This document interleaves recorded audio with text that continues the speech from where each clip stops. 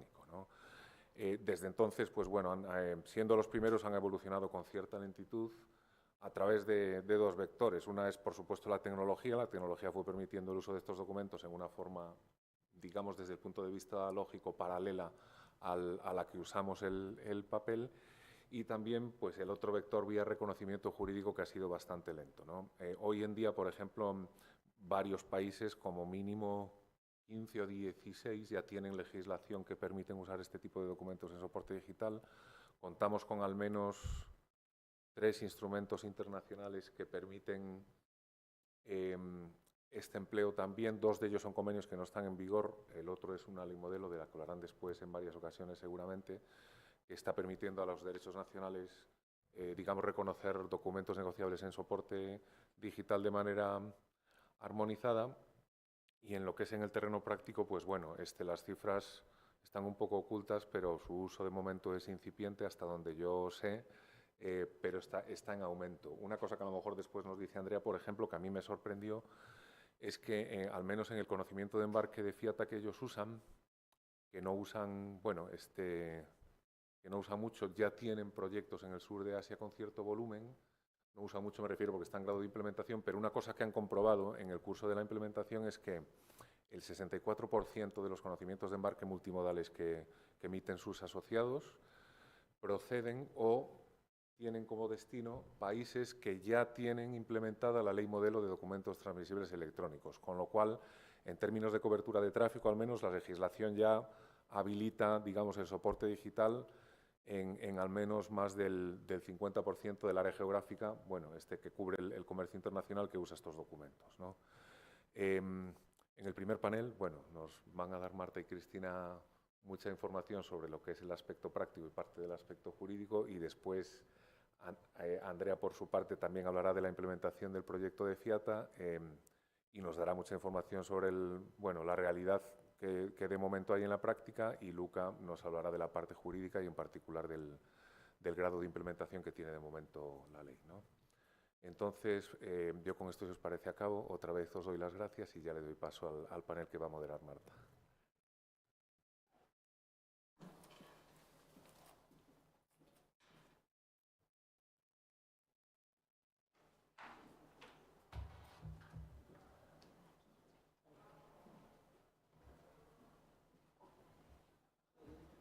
¿Prefieres tú aquí? ¿Tú te pones aquí? Perfecto. ¿Y tú ahí? Sí, perfecto.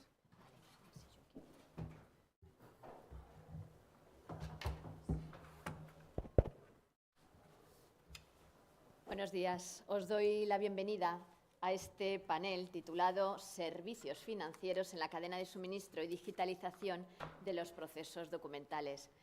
En este panel vamos a abordar el análisis de los documentos transmisibles digitales y su papel en la transformación del comercio internacional. En un contexto marcado por la digitalización de los procesos logísticos, pues vamos a hablar de cuestiones claves como los documentos de carga negociable, su impacto en el comercio. Vamos a explorar la perspectiva de los prestadores de servicio y de tecnología. Vamos a analizar cuál es el estado actual de la implementación de la ley modelo de la CNUTMIS sobre los documentos transmisibles, tanto en España como en otros países de la Unión Europea. Y la exploración la vamos a realizar con una doble visión, la visión jurídica, la visión legal, pero sobre todo la visión de la tecnología y de las plataformas. Y desde esta doble perspectiva, desde este doble punto de vista, pues yo creo que vamos a poder conocer los principales desafíos, los principales retos para la implementación de los sistemas electrónicos de registros de comercio o ETRs. Con las intervenciones de las ponentes que aquí ahora me acompañan, podremos conocer cómo está el estado del mercado en la actualidad y cuáles son los retos para el futuro en cuanto, por ejemplo, a la adopción de los ETRs. Veremos cómo algunos sectores o cómo algunos países quizás están más avanzados que otros, y podremos conocer las perspectivas a corto y a medio plazo en el ámbito no solo europeo, sino en general internacional. Este panel lo que busca es fomentar el diálogo, busca fomentar el debate en torno a estos desafíos, a estos retos, a estas problemáticas que plantea la transición hacia un sistema digital. Y para ello, como consta en el programa, íbamos a contar con 3 ponentes, pero como ya ha adelantado el director de esta jornada, el ponente Antonio Gutiérrez del Álamo Garrido ha pedido disculpas por no poder asistir por un imprevisto. Por tanto, quienes nos acompañan, estamos en este panel femenino, son dos mujeres con gran experiencia en esta materia. Me acompañan Marta Prado Larburu y me acompaña Cristina Martín Lorenzo.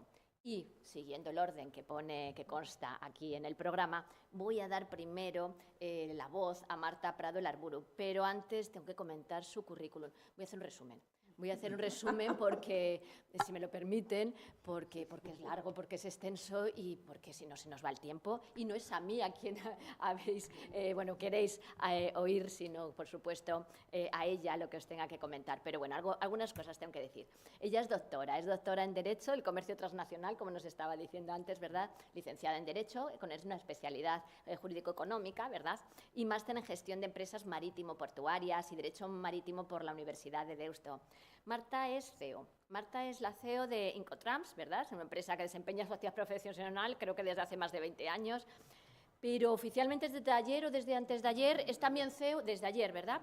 Es también CEO de DS4T, es así, ¿verdad? Que es una spin-off de Incotrans. Correcto. Y en la que se lanza un software propio que está basado en la inteligencia artificial generativa. Bueno, pues quizás luego algo nos pueda comentar.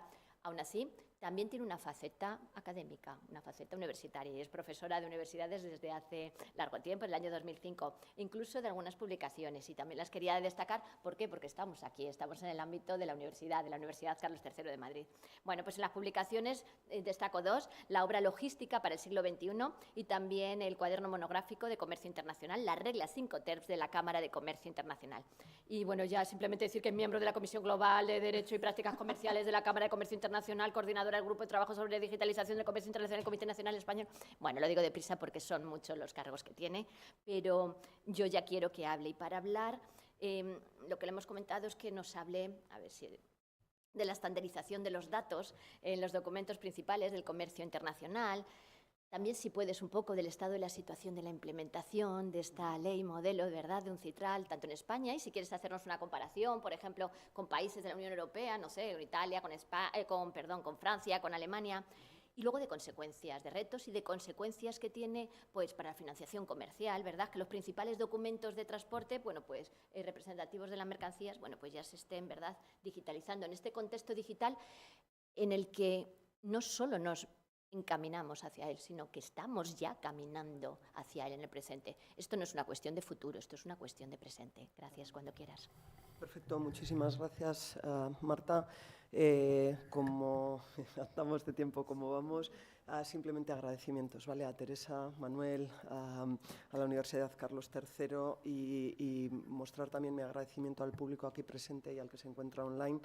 He de decir que, pese a haber venido de Bilbao a primerísima hora de la mañana y haber dormido 3 horas, estoy feliz y encantada de la vida porque he tenido la suerte de verme muy rodeada de mucha gente muy potente y muy buenos conocidos. Y sin duda gente que está involucrada en este tema y que espero que fomenten posteriormente cierto debate sobre la materia.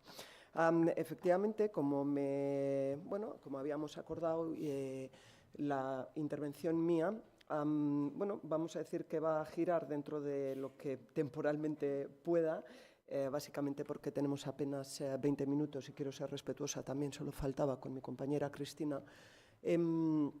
Procuraré, como les decía, en estos 20 minutos darles respuesta a esos temas que acordamos inicialmente y que muy bien acaba de mencionar la moderadora, empezando por estandarización, ¿no?, porque hay como ciertos términos que siempre están vinculados a esa transformación digital del comercio internacional, ¿no?, y se habla mucho de interoperabilidad y se habla mucho de estandarización y de otras cositas también que seguro Cristina nos complementará más tarde en su intervención.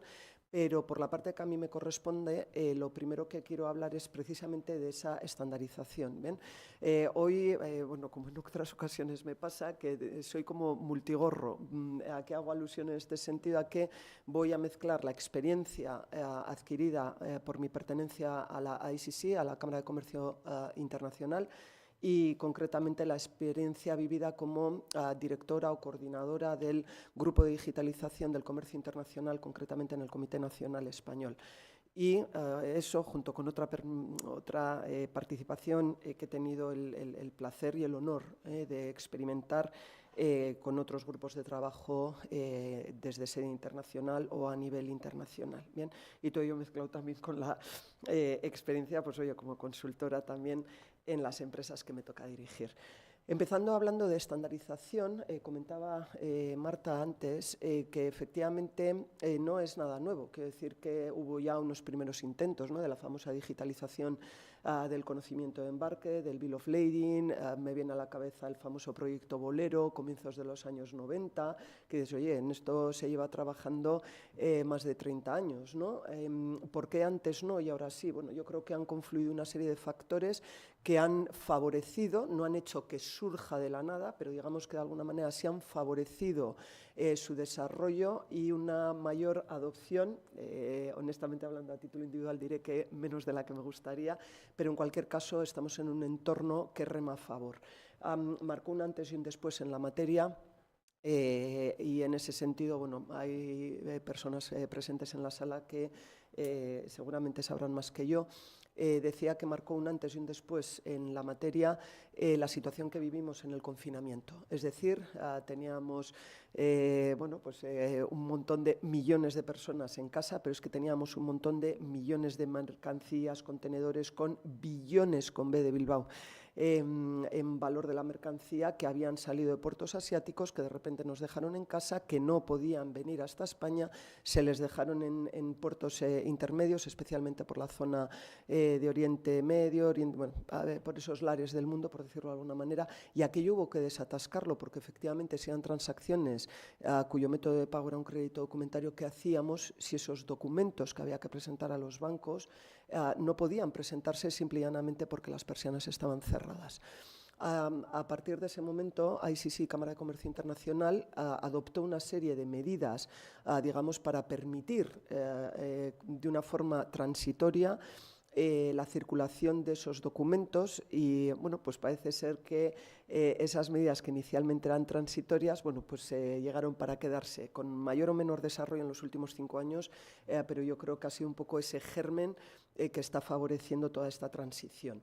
Hay un grupo de trabajo, ¿no?, una iniciativa, de hecho, que se llama la ICC-DSI, que es la Digital Standard Initiative, que surgió precisamente en el 2022, o sea que estamos hablando de hace literalmente 3 años.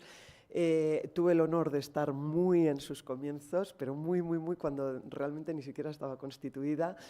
Y bueno, a partir de ahí, ¿qué se hizo, no? Bueno, pues uno de los principales objetivos que tenía la DSI era precisamente trabajar en la estandarización de datos, ¿bien? Y yo, me van a perdonar, pero esto sí que es por de formación profesional absoluta, o sea que ahora me pongo el gorro consultora, porque yo digo que hablemos de lo que hablemos, y hablemos de comercio internacional, y hablemos de su transformación digital, proceso, documento, dato. Y a día de hoy creo que todo pasa por el control de los procesos. Ha sido un término mencionado anteriormente tanto por el profesor Alba como por la profesora Marta. Y decía, definición de procesos, control de procesos, y a partir de ahí bajamos hacia documentos, perfecto, y hacia la gobernanza del dato.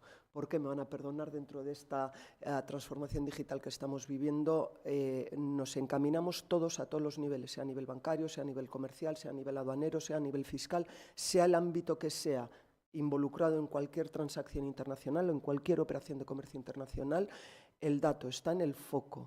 De quién es ese dato, quién es responsable de ese dato. Lo tenemos controlado y luego salimos ahí fuera y vemos que en la práctica real muchas empresas responderían en este momento que no.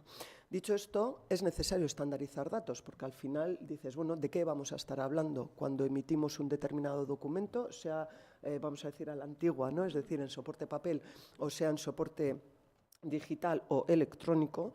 ¿De qué datos estamos hablando? Y la realidad es que estamos operando diferentes empresas, múltiples empresas además, entran luego los transitarios, los representantes aduaneros, los bancos, las aseguradoras, etcétera. Pero de qué datos estamos hablando. Y muchas veces en determinados documentos los datos que se vuelcan no coinciden. ¿Bien? Con lo cual, como les decía, desde ICC-DSI, lo primero que se hizo fue tratar de estandarizar datos y en qué documentos, pues me van a perdonar, creo que a ningún profesional que trabajamos en esto se nos escapa, que documentos en término medio, por operación de comercio internacional, por cada transacción se manejan un medio de 36 documentos. Entonces, claro, hay operaciones mucho más complejas, se manejan muchísimos más documentos y entonces decimos, bueno, ¿por dónde hay que empezar? Pues vamos a empezar por los principales documentos del comercio internacional, ¿vale? ¿Cómo estamos en este momento? Bueno, los datos que se manejan a día de hoy en la DSI, va creciendo el uso del Electronic Bill of Lading. Se ha empezado a hacer, y como muy bien decían anteriormente, el tema geográfico, es decir, ¿dónde estamos hablando? ¿Dónde se está potenciando todo esto muchísimo? Mencionaban Asia y les digo que sí. Con conocimiento causa y desde la experiencia, y estamos empezando a hablar ya no únicamente de emitir BLs en soporte electrónico, sino incluso de tokenizarlos y utilizar ese token como medio de financiación en la operativa internacional, ¿no? Es decir, hay un vínculo clarísimo entre lo que es la gestión documental, esos principales documentos con el foco puesto en los documentos de transporte y el trade finance, ¿no? ¿Queda todavía por hacer? Queda muchísimo por hacer. Quiero decir que, siendo honestos y francos, se ha avanzado mucho, teniendo en cuenta el punto de partida, pero evidentemente quedan todavía muchas cosas por hacer, ¿no? Y especialmente focalizado en las pequeñas y medianas empresas que al final a nivel mundial pues son las que representan el altísimo porcentaje de compañías en cada uno de los países. Falta todavía interoperabilidad, falta también una mayor estandarización legal, como veremos posteriormente. Hay algunas otras cuestiones más de índole tecnológica que las dejo en manos de mi compañera Cristina. Se seleccionaron, como les decía, 36 documentos vinculados, digamos, y fíjense que he hablado de procesos. Soy firme defensora de la gestión y el control de los procesos, la ingeniería de procesos, como quieran llamarle, pero llevo la palabra proceso, creo que tatuada en mi frente. Y les decía que esos 36 trade documents iban vinculados a determinadas áreas o a determinados procesos de esa operativa internacional, ¿no? Y en concreto vinculados a los procesos comerciales, de transporte, aduaneros y legales, y los financieros. Bien, cuando se inició este proceso, perdónenme, también les diré, el grupo de trabajo que estuvimos en esto de la revisión y la estandarización, ¿no? Para que era llegar al informe del KTDDI, que es el Key Trade Documents and Data Elements. Estuvimos trabajando inicialmente a 30 personas. Nos agruparon en 3 grupos, permítanme la redundancia, diferentes. Uno de ellos era el relacionado con el Supply Chain Finance, el otro estaba relacionado con las Documentary Collections y el último estaba relacionado con los Documentary Credits. Y entonces lo que tratamos de ver era, pues eso, ¿no? ¿Qué documentos había? Les diré que de las 30 personas, y vuelvo a la geografía y la relevancia de tu comentario previo, de las 30 personas de Europa, y no digo de la Unión Europea, digo de Europa, estábamos 4 personas. Bien, fue francamente fascinante para mí, revelador y de alguna manera también, no voy a decir preocupante, porque a mí me gusta ver las cosas en positivo. Entonces creo que fue todo un reto y es un reto para todos nosotros, quiero decir, como europeos y como empresas europeas, también participar en este tipo de cuestiones, porque si no, efectivamente, las decisiones terminan pues tomándose por quizás gente con otro entorno, y permítanme que únicamente lo ciña, y dado que estamos en una facultad de Derecho, voy a hablar en terminología pura y dura jurídica. Quizás sean visiones, aportaciones y desarrollos que se hagan desde un punto de vista más del common law que de lo que es civil law. Y ahí es donde, bueno, pues de alguna manera yo les decía que he hecho un poco más de menos esa participación, ¿no? La conclusión, y digo, como les pasarán la presentación, voy rápido por cuestión de tiempo, pero bueno, una de las cosas que quedó claras es que había muchos elementos que coincidían. estaban, por lo tanto, suficientemente interoperables, pero en cualquier caso sí había muchísimos otros elementos repetidos en distintos documentos, ¿no? Con lo cual todo eso, pues ahora que también hablamos todos, ¿no?, de lo que corresponde, que es optimización, pues esto también era optimización. Se ha trabajado a lo largo de aproximadamente 1 año y medio en 3 batches que llamábamos, ¿vale?, como en 3 lotes. Y la conclusión la tienen ahí ustedes en lo que se llama el KTDDI Implementation Guides, que al final es un poco la referencia que lanza este ICCDSI al mundo empresarial a nivel global, pues como precisamente guías para que esa estandarización y esa interoperabilidad sea más fácilmente asumible, ¿no? Algunas recomendaciones clave, bueno, por supuesto, utilizar la guía, evidentemente, alineación y sobre todo definir mejores prácticas, ¿no? ¿Dónde están esas mejores prácticas? ¿Qué podemos aprender de ellas? ¿Cómo las podemos adaptar, ¿no? O cómo nos podemos alinear con ellas desde cada uno de nuestros sistemas, que efectivamente haya compatibilidad de sistemas, y adaptar y aplicar los estándares existentes, y esto también creo que es importante por optimización de tiempos, si quiere, y de recursos de los que ya disponemos. O sea, no tratemos de inventar la rueda y seamos más inteligentes y reutilicemos aquello que ya existe, ¿no? Porque hay veces que parece que incluso nos pegamos a ver quién es el primero en inventar y dices, bueno, igual la clave resulta que está en optimizar lo que ya existe, ¿no? Sin necesidad de, como decía, de inventar la rueda. Algunos casos de estudio hay, pero efectivamente muy en el lado asiático, ¿vale? Y eso quiere decir, y muy dentro del entorno del common law. Aquí abriríamos un melón fascinante sobre otro ámbito que me apasiona, que es el geopolítico. Quiero decir que sí, aquí luego el famoso Brexit y la salida de UK de la Unión Europea con su sistema common law, bueno, tienen una cosa fácil, y es un ámbito en el que esa legislación es igual, que es en todos esos países pertenecientes a la Commonwealth, que muchos de ellos están en Asia, ¿vale? Por eso sí existen casos reales, no son únicamente, por decirlo de alguna manera, casos de uso, ¿no? No, y hay aplicación real ya de Electronic Bills of Lading entre bancos, pero normalmente suelen ser transacciones en las cuales están involucradas empresas australianas, algún banco en Singapur, luego resulta que sale la mercancía de una empresa exportadora india y dices, bueno, claro, es que eso facilita mucho los temas, ¿vale? En cualquier caso, más allá de esa labor de estandarización que viví en primera persona y que desde luego me aportó muchísimo valor a todos los niveles, eso también me permitió luego poder de alguna manera plasmarla y asumir el rol que se me pidió en su momento que asumiera por parte de nuestro secretario general, el doctor Jordi Sellares, en ICC Spain, que era ser, digamos, la coordinadora, directora, como quieran, porque hay veces que me llaman de una manera o de otra. A título individual les diré, es indiferente. Es de alguna manera haberme puesto el gorro y con un equipo fascinante que me ha acompañado en esta aventura, bueno, pues ver, trabajar sobre la digitalización del comercio internacional. Y como estoy autorizada para poder compartir esto, pues les diré que estas diapositivas que van a ver ustedes a continuación son exactamente las que presentamos a 4 ministerios, en concreto en una reunión que mantuvimos aquí en Madrid, físicamente en el Ministerio de Economía, pero como les decía, fue una reunión en la que estaban involucrados más ministerios, ¿no?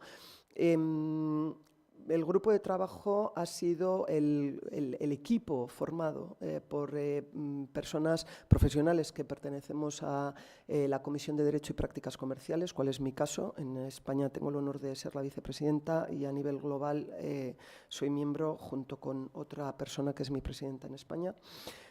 Y miembros de la Comisión Bancaria. Y en concreto ahí tienen ustedes los nombres de, bueno, pues un poco quienes representamos. Nos fijamos varios objetivos de entrada. Cuando constituimos el grupo de trabajo fuimos ambiciosos y somos ambiciosos. Quiero decir, esto está en proceso, no ha terminado y seguiremos remando todo lo que podamos y más en favor de esa digitalización del comercio internacional en España, ¿no? Pero dentro de los múltiples objetivos que nos marcamos, bueno, pues uno de ellos, o el principal, ha sido ver de qué manera, y en concreto concreto a qué documentos va a afectar la ley modelo, mencionada anteriormente, y como luego va a hablar, me van a perdonar ustedes, Luca Castellani sobre el tema, me callo porque no quiero ni solapar y desde luego va a hablar él con muchísimo más conocimiento de causa que yo. Pero en cualquier caso, lo que sí queríamos era ver cómo podíamos, qué había que hacer, ¿no?, para adaptar la MLTR a la legislación española y en concreto, bueno, pues ver no solamente qué cambios son necesarios, sino además también cómo abordar esa actualización de la legislación, ¿no? Y evidentemente analizando pues qué cambios se iban a producir afectando a qué documentos, ¿no? Nos constituimos, siguiendo además, esto fue también propuesta mía, siguiendo un poco el modelo, ¿no?, del grupo de trabajo del mencionado anteriormente, ¿no?, del ICCDSI.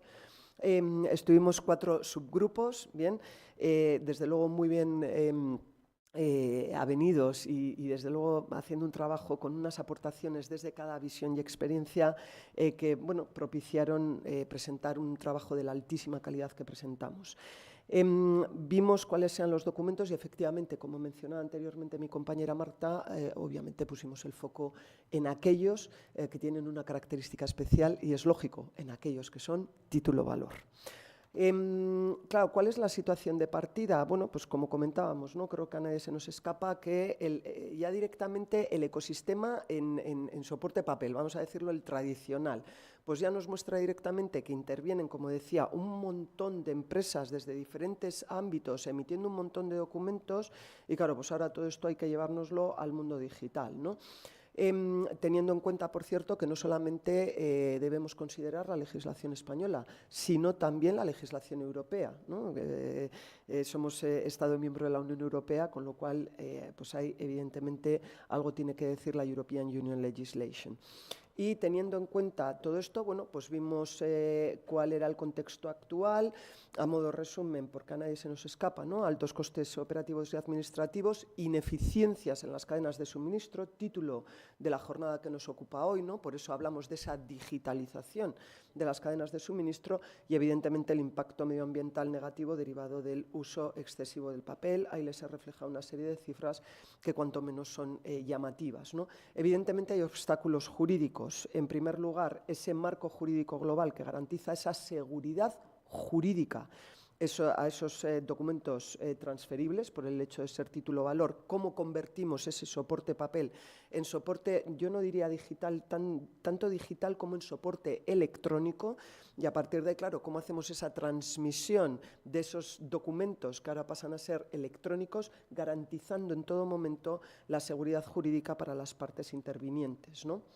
Entonces, bueno, hay potenciales beneficios, no voy a entrar, la MLTR le dijo al compañero Castellani.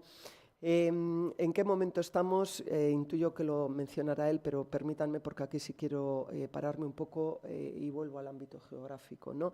Y en concreto al foco en la Unión Europea, ¿sí? Los primeros fueron, en Europa, UK, ¿vale? El famoso Electronic Data Act del Reino Unido.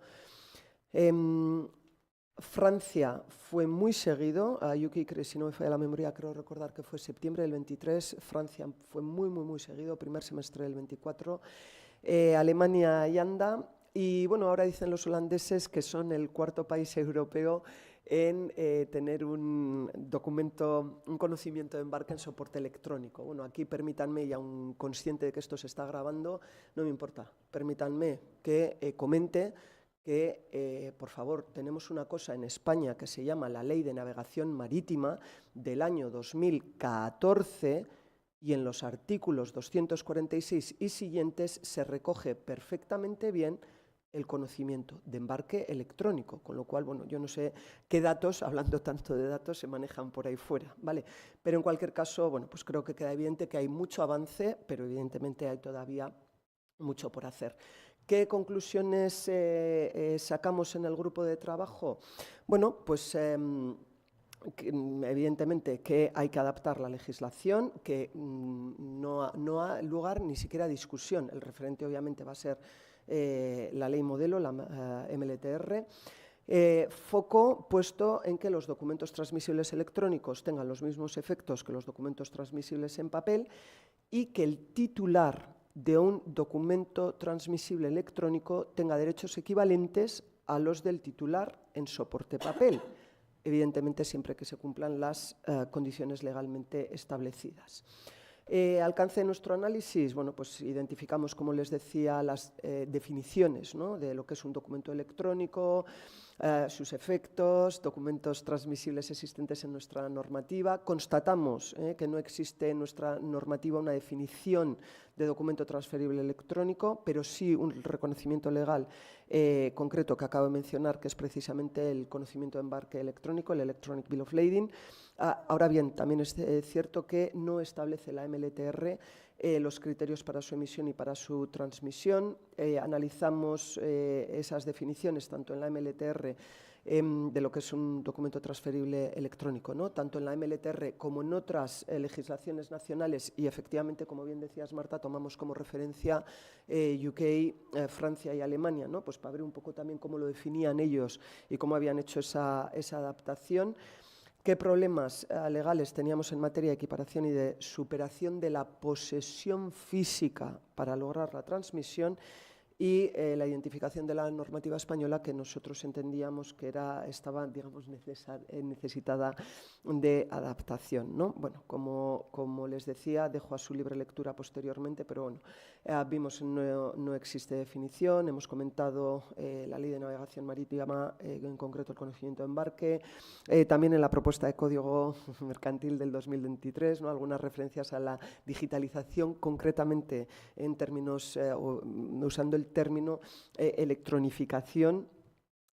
Por otra parte, bueno, pues documentos transmisibles, como los ha comentado anteriormente Manuel Alba, y problemas por solucionar, pues algo que parece ser que es común, o por lo menos hasta donde nosotros hemos llegado dentro de nuestro análisis en España, algo que es común. En primer lugar, sustituir la transmisión de la posesión por la transmisión del control exclusivo. Por otra parte, determinación de un método fiable para reconocer esa equivalencia funcional. Y, en tercer lugar, ese principio de neutralidad tecnológica que se establece en la MLTR para establecer los criterios del método fiable. Normativa española que precisa de adaptación a la MLTR, bueno, pues ahí tienen ustedes unos cuantos ejemplos, son todos los que están, seguramente no estarán todos los que son.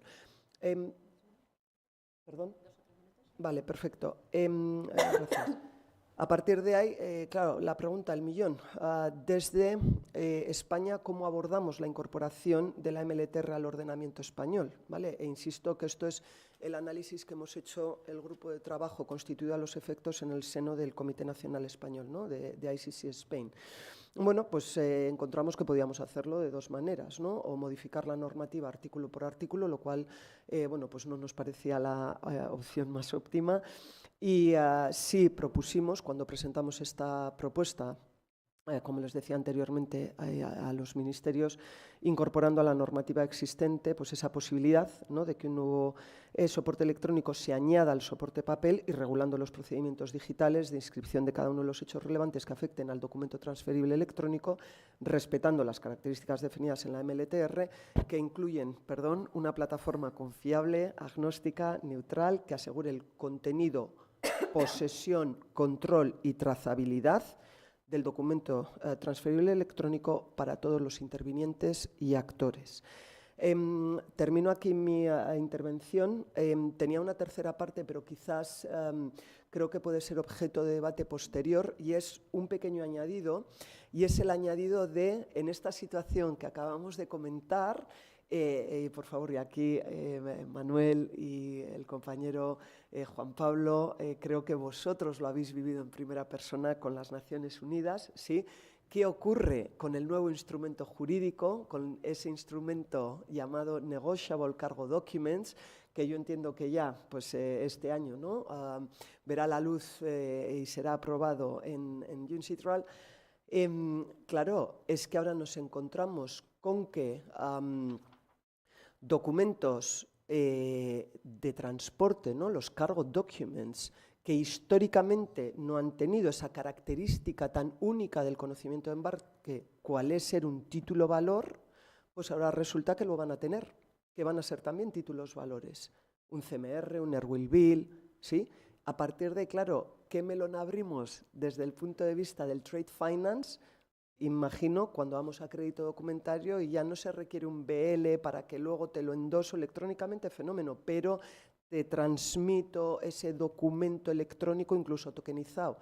Es que ahora eso va a poder ser factible con los documentos de transporte que antes no eran título valor. Y en mi opinión, humilde y sujeta, por favor, a comentarios, matices e incluso aportaciones adicionales luego en el debate, gustosamente me gustaría también contar con la opinión del público presente, que es altamente cualificada y que sin duda creo que también puede ayudar a contribuir al contenido de esta jornada de hoy. Muchísimas gracias.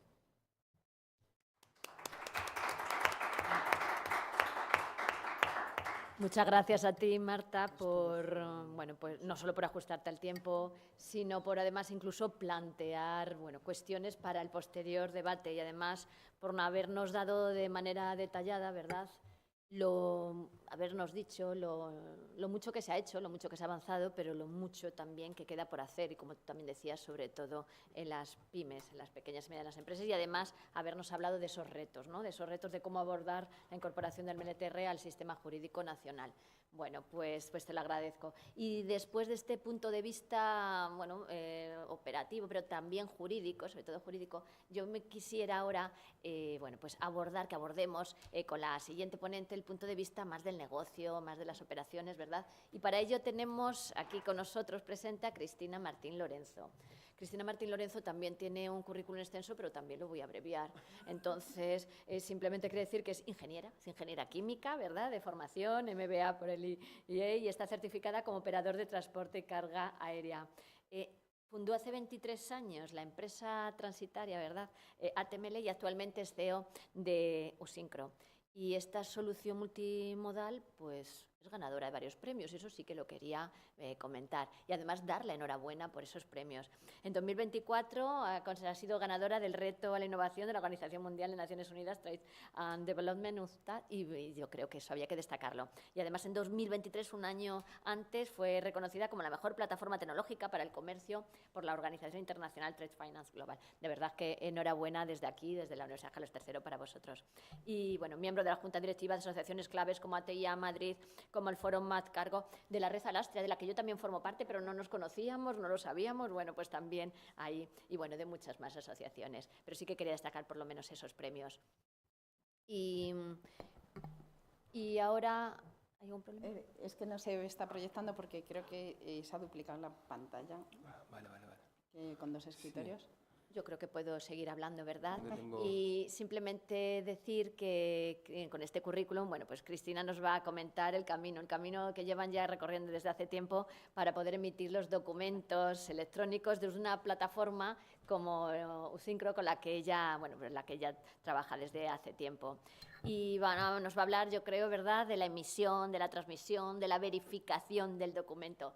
Y va a poner sobre la mesa también muchos retos, y yo creo que esos retos van a ser parte de su intervención.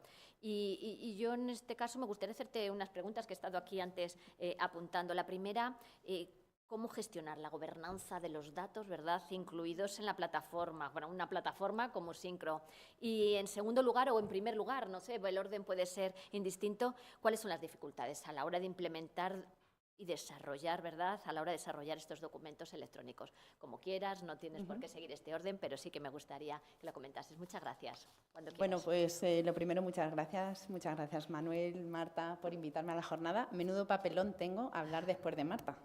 O sea, esto ya me ha pasado en varias ocasiones, ¿eh? No es la primera ocasión que me pasa, y la verdad es que es todo un reto. Yo tengo una presentación. Lo haces muy bien.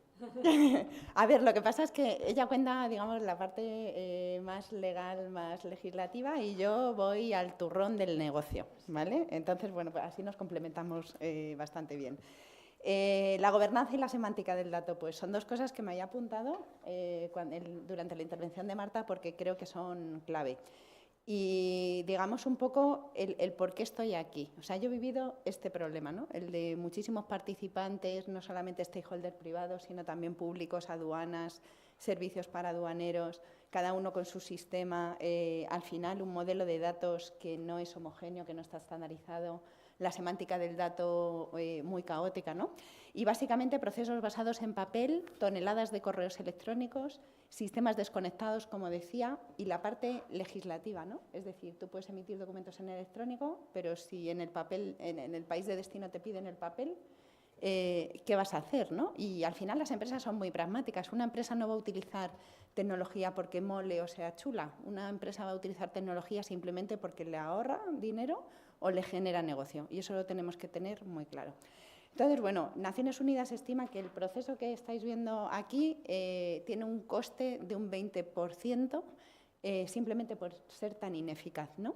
Y yo, bueno, pues después de trabajar como transitario 23 años, dije, me voy a dar el salto al lado oscuro de la tecnología, a ver si con tecnología esto lo pudiésemos arreglar, ¿no? Y bueno, básicamente hay tecnologías como pueden ser blockchain, ahora inteligencia artificial, que está muy de moda, que nos pueden ayudar a, bueno, a los problemas que sufrimos habitualmente, pues el agilizarlos, ¿no? Entonces, nosotros utilizamos blockchain básicamente por la trazabilidad y la transparencia. Y aquí me quería parar, y aprovechando que Marta ha dicho que, bueno, somos parte de Alastria, no sé por qué la presentación se está pasando sola, perdonadme, o sea, estoy para adelante y para atrás, pero yo creo que va a ser un poco ad hoc esto. Básicamente, nosotros utilizamos varias redes de blockchain. ¿Cómo nace YouSynchro? YouSynchro nace, digamos, de la experiencia de sufrir esta tortura de documentos en todos los envíos, que se te retrase el mensajero, que las cartas de crédito no lleguen, que cuando lleguen esté mal el documento. Y entonces, ¿qué hacemos, no? O sea, hay que aceptar discrepancias y nos cuesta dinero, o hay que devolver los documentos a origen y nos cuesta tiempo, y a lo mejor necesitamos la mercancía, ¿no? Entonces, nosotros, digamos que nuestro concepto era una plataforma donde pudiesen compartirse datos y documentos de manera muy sencilla, basándonos en tecnología. Y en un principio pensamos en blockchain por el tema de la trazabilidad y la transparencia. ¿Qué pasa? Que las redes de blockchain tienen que cumplir ciertas normativas, que no siempre es fácil que las cumplan, ¿no?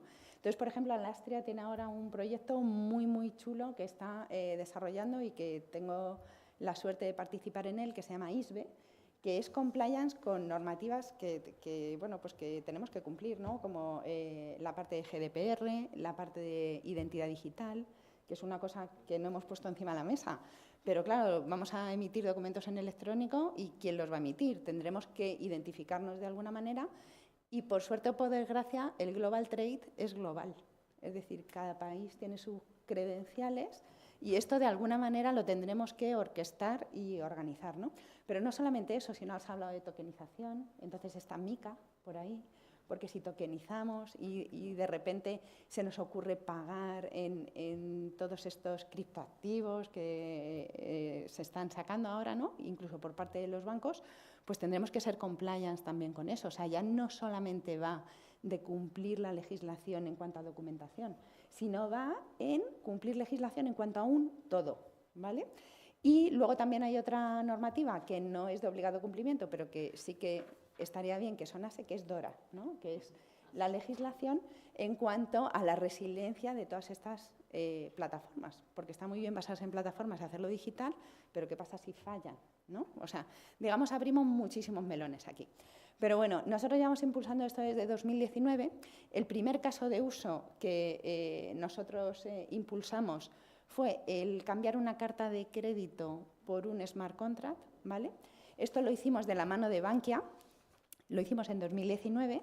Básicamente me voy a saltar el proceso de la carta de crédito, que os lo sabéis todos, pero vamos, desde que se negocia, te mandan un borrador, lo aceptas, vas al banco, te mandan el original por mensajería, se lo mandas al banco, el banco en muchas ocasiones lo tiene subcontratado con un tercero, que se lo manda a ese tercero para que lo revise, o sea, total, una tortura.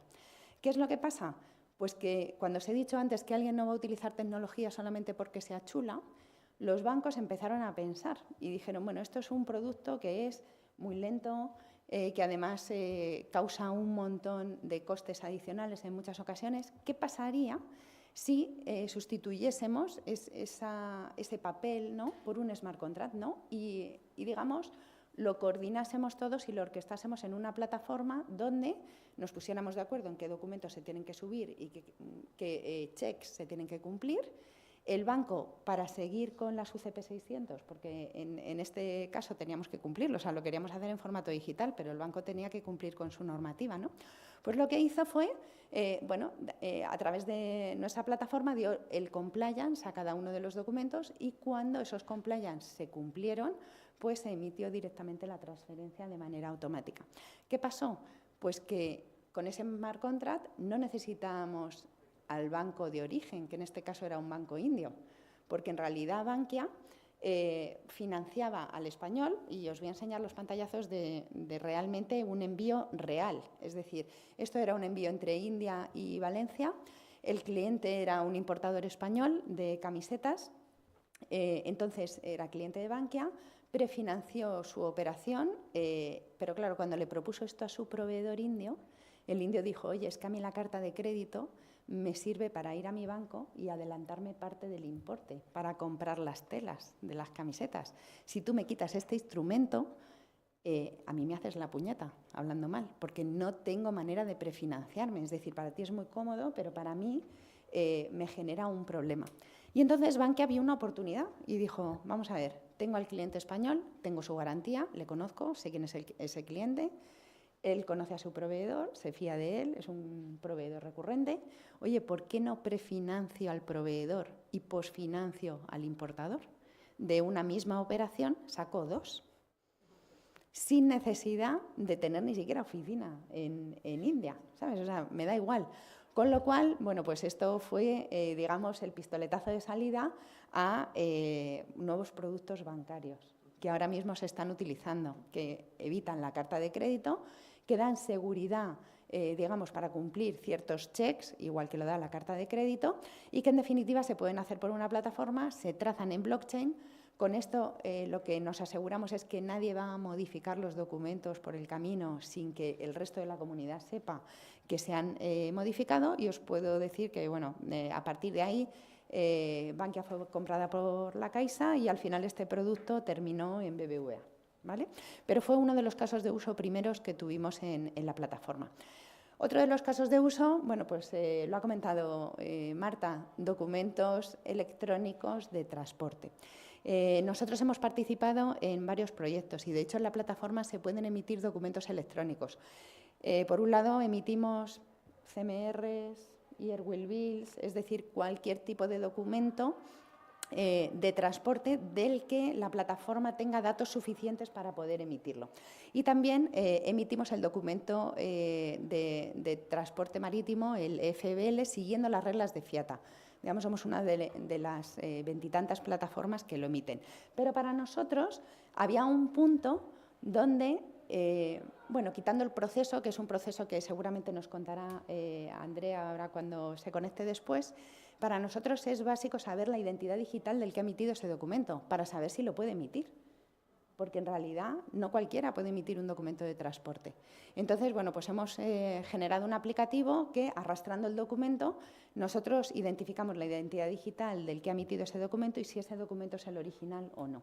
Y a partir de ahí, digamos, se puede bueno, pues hacer el traspaso de ese token del documento a través de la plataforma. Pero abrimos otro melón, y es que, claro, tú lo tienes que transmitir, pero ¿a dónde lo transmites? Lo tienes que transmitir a otra plataforma y se tienen que poder hablar entre sí. Volvemos a la semántica del dato. Yo tengo mi documento electrónico fenomenal emitido en mi plataforma, chulísimo y estupendo, en el que he ahorrado un montón de tiempo, además, porque se ha hecho de manera automática, pero ahora se lo quiero transmitir a alguien y hablamos en dos idiomas distintos. No lo podemos transmitir. Entonces, ¿cómo va a escalar algo que no lo puedes transmitir? Y voy un poco más allá. Es decir, no solamente transmitir el mismo documento, sino que el avión no te lo recoge en tu casa y te lo entrega en la puerta del cliente. Y el barco lo mismo. Es decir, ¿qué hacemos cuando el envío es multimodal? Que, no sé, afortunada o desafortunadamente, el camión es el 100% de los envíos. O sea, el transporte marítimo es el 90% del transporte mundial, pero en realidad el que te lo entrega es un chofer, que no entrega con el BL, entrega con un CMR o con una nota de entrega, ¿no? Entonces, al final, dices, tenemos un reto que es la interoperabilidad y no solamente del mismo tipo de documentos, sino de los distintos documentos, como decía Marta, que además participan en ese envío, ¿no? Entonces nosotros fuimos muy pragmáticos y hablamos con otra plataforma que emite también documentos digitales, es decir, somos competencia directa, pero dijimos, oye, aquí tenemos un problema. Es decir, si mi cliente tiene que estar dado de alta en tu plataforma y en la mía para poder pasar el mismo documento de un sitio a otro, porque tú además haces otra parte o yo hago la parte anterior, pues el cliente va a sufrir lo más grande. Y lo que estamos haciendo es trasladar al entorno digital el problema que tenemos en el entorno, digamos, de papel. Entonces, ¿de qué nos sirve?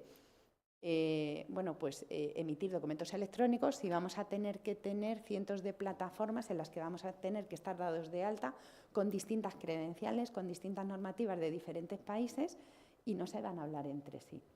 Entonces, lo que hicimos fue, pues entre los dos decir, oye, pues mira, vamos a poner solución a esto. No hay ninguna, digamos, normativa ni legislación que nos diga cómo tenemos que ir, pero vamos a intentar hacer algo, ¿no?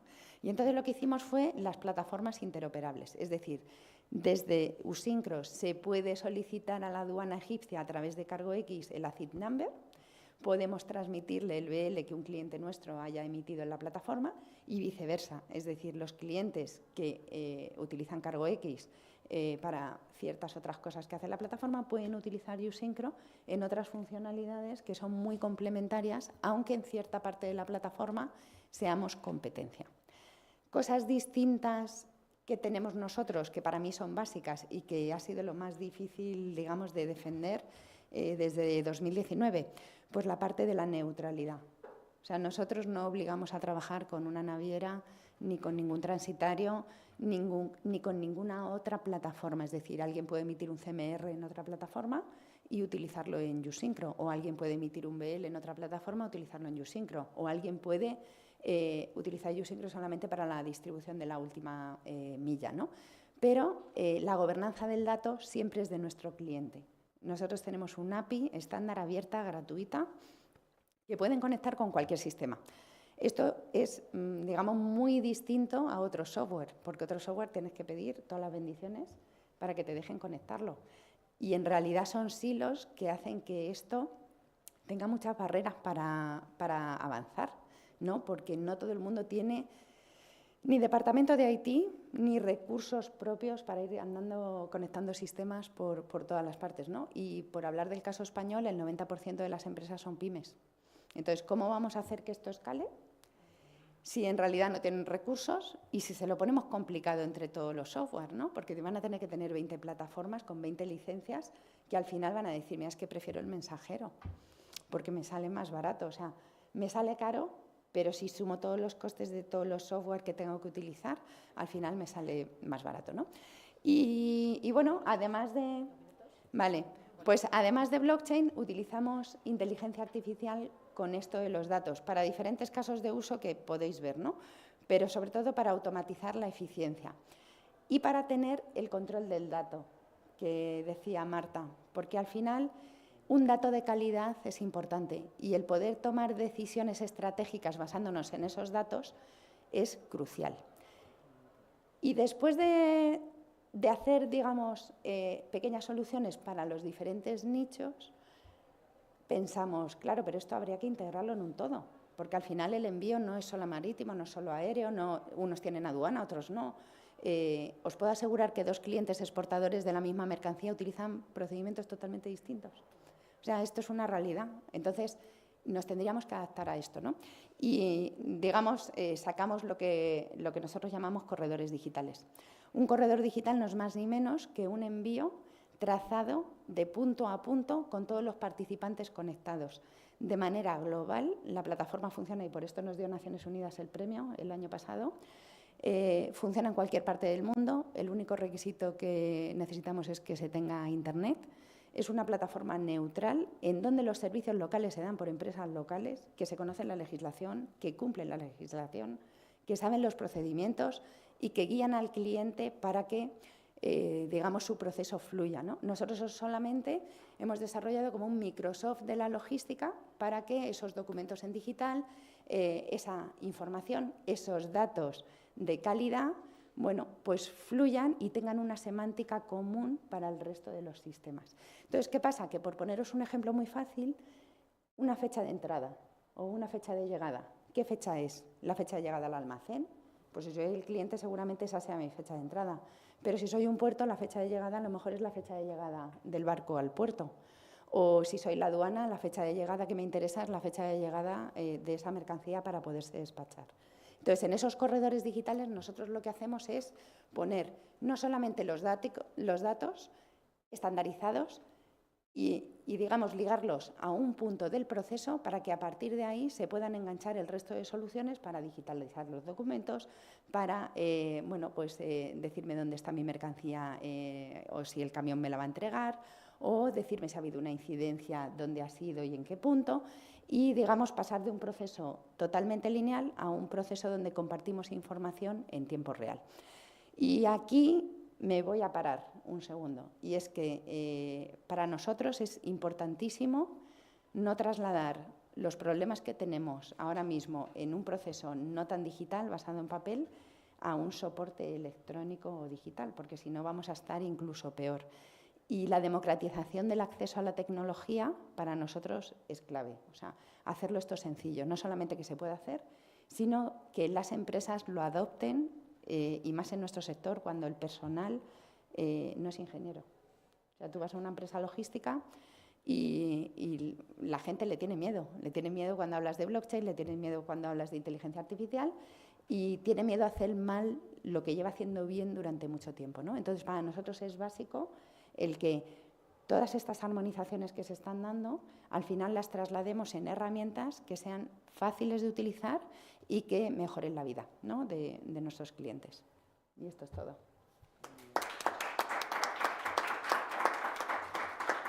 Bueno, pues muy bien, agradezco a Cristina que nos haya contado estos casos de éxito, ¿verdad? Casos de uso, casos de éxito. En primer lugar, la sustitución, ¿verdad?, de la carta de crédito por el smart contract y cómo eso ha derivado en nuevos productos financieros y luego, por supuesto, pues otros casos de éxito, documentos, ¿verdad?, electrónicos de transporte y también marítimo. Y esa transición, ¿verdad?, de la emisión a la transmisión, las dificultades de la transmisión que surgen, y que hayas puesto sobre la mesa el reto de la interoperabilidad y las soluciones de plataformas interoperables y estos corredores digitales. Y bueno, ya que he hablado de blockchain, de tokenización, de inteligencia artificial, bueno, pues si nos da el director de la jornada 5 minutos, 4 o 5 minutos, dado que hemos empezado un poquito más tarde, pues si alguien de la sala tiene alguna cuestión, alguna duda respecto de una u otra ponencia, pues yo creo que es el momento de plantearla. Bueno, pues lo primero felicitar a las dos ponentes porque, como no, como era esperado, pues han estado excelentes. Una pregunta para Cristina y está relacionada con lo último que se estaba explicando, lo del corredor digital, ¿vale? Y yo me pongo el gorro de abogada y cómo quería preguntar cómo tenéis previsto en ese corredor digital, bueno, cualquier otra plataforma, cuando hay una incidencia en el transporte, por ejemplo, en la última milla, en el trayecto hay, por ejemplo, un robo de camión y no se puede entregar la mercancía porque se ha robado toda o se ha robado una parte. Entiendo que hay un sistema, pues tú sabes cómo transitaria cuando nos traen la mercancía, pues tienes unos plazos muy cortos para notificar las faltas que tienes en tu mercancía, ¿no?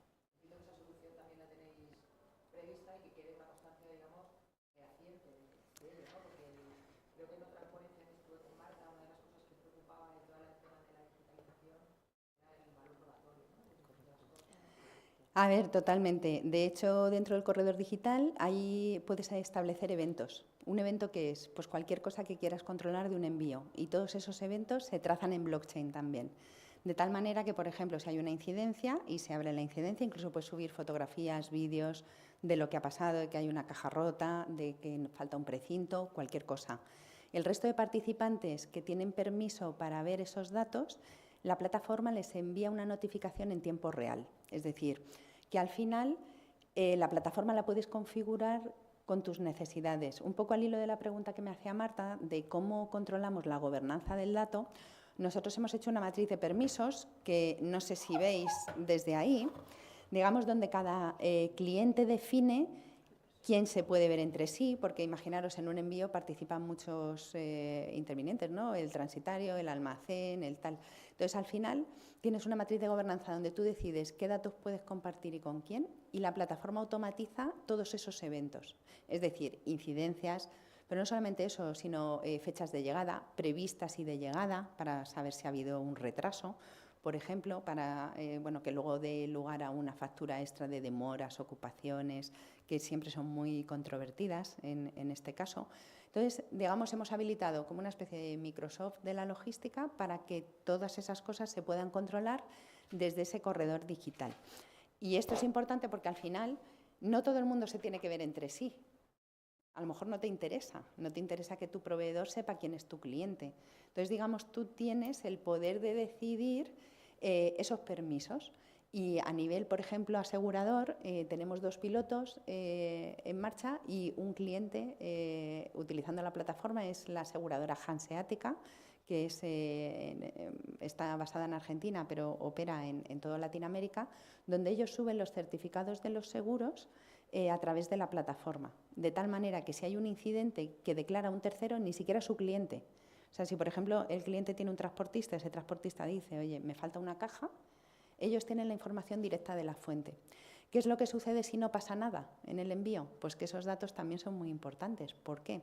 Porque a la hora de ajustar las primas de los seguros, no es lo mismo que tú trabajes con roles que son muy confiables que con roles que no te quieren subir nada de información. Eso ya te da una pista y, por ejemplo, en el caso que me has preguntado, que es la aseguradora, le da transparencia.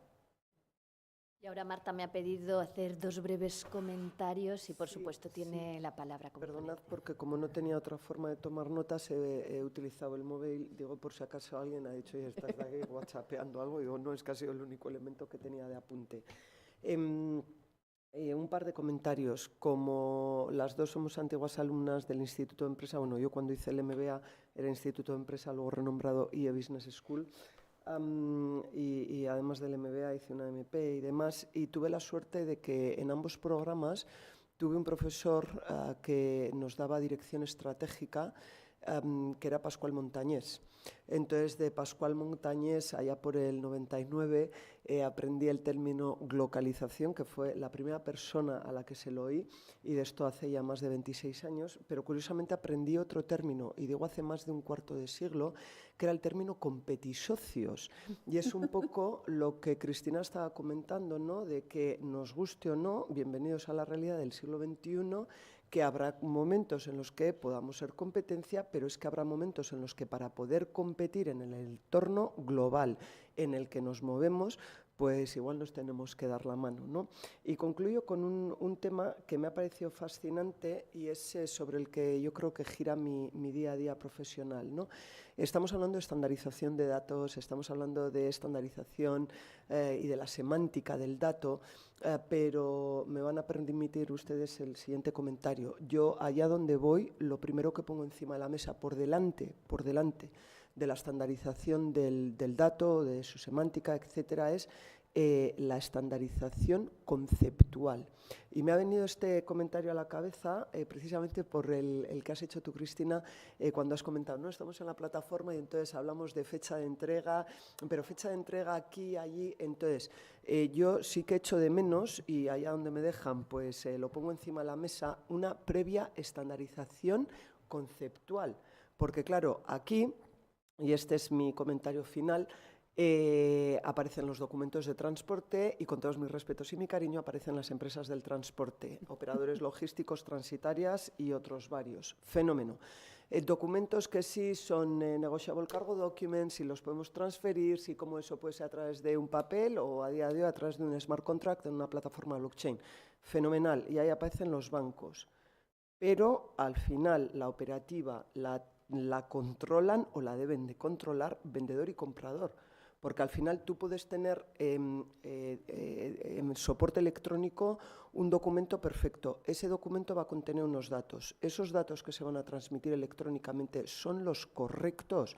Quiero decir con esto, cuando hablamos de un shipper, es efectivamente quien aparece, esa empresa que aparece en rol de shipper, la que tiene que aparecer. Y yo ya no digo de transmitir ese dato, hablo de que el dato, y va vinculado un poco también a lo que comentábamos, ¿no? Para que sea de calidad es que tiene que estar bajo control de quien lo va a transmitir y de quien lo genera. Y al final del día los que generan los datos relevantes en operativa internacional son los vendedores y los compradores. Y por cierto, hablando de delivery, hablando de entrega, por delante de la entrega en el transporte, la principal entrega que se produce en el comercio internacional, que es la entrega bajo la compraventa de vendedor a comprador. Y esto genera muchísimos problemas, como vemos en la ICC y en concreto en la comisión a la que pertenezco, que es la de Derecho y Prácticas Comerciales, porque ¿qué es entrega para ti? Y normalmente desde el punto de vista de los transportistas en general, quiero decir desde el sector transporte en su conjunto, entrega, pues entrega es la que hace el transporte en destino al legítimo destinatario de la mercancía, pero es una entrega destination, no hay en destino. Claro, pero es que, perdonen, entrega bajo la compraventa en destino. Y aquí pongo en valor las reglas Incoterms, única y exclusivamente las reglas de.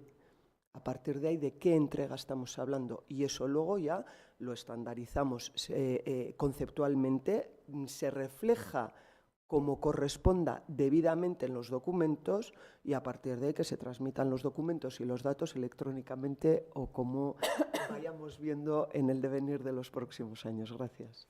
Pues muchas gracias. Solamente una cosita, y es para que os hagáis a la idea de lo difícil que es la semántica del dato y el posicionar el dato en su correcto lugar y el llamar al documento por su nombre, que es el mismo documento, pero cada uno lo llama de un sitio.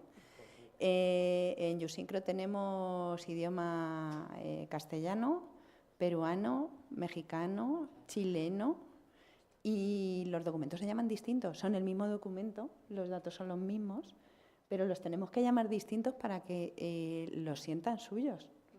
Y esto ha sido una solución de andar por casa que hemos tomado la decisión, porque si no, no hay manera de que se entiendan entre ellos. Así. ¿Por qué lo llaman BL cuando quieren decir sí, we will? Ahí lo dejo. Bueno, pues ahora sí, muchas gracias a estas Gracias. dos ponentes que, bueno, que nos han puesto sobre la mesa los muchos retos, y entre ellos el reto de la interoperabilidad, el reto de la estandarización en este contexto globalizado, localizado, en este contexto digitalizado, blockchainizado, tokenizado o artificializado. Si hay que inventarse términos, me lo invento. Muchas gracias y por todo. Gracias por entrar. Gracias. Gracias a todos.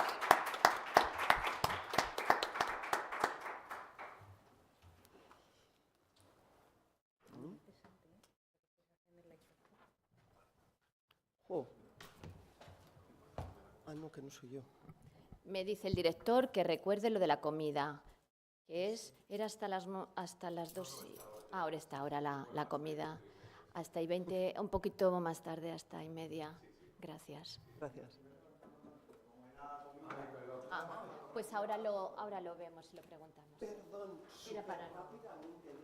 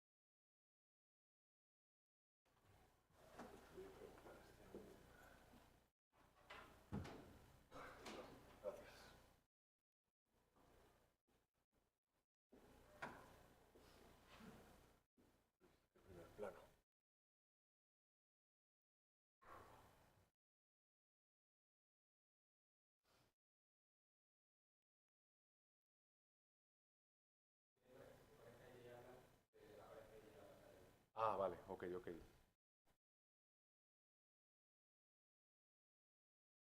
Bueno, pues bienvenidos a la sesión de después de comer. Voy a cambiar al inglés ahora, si os parece.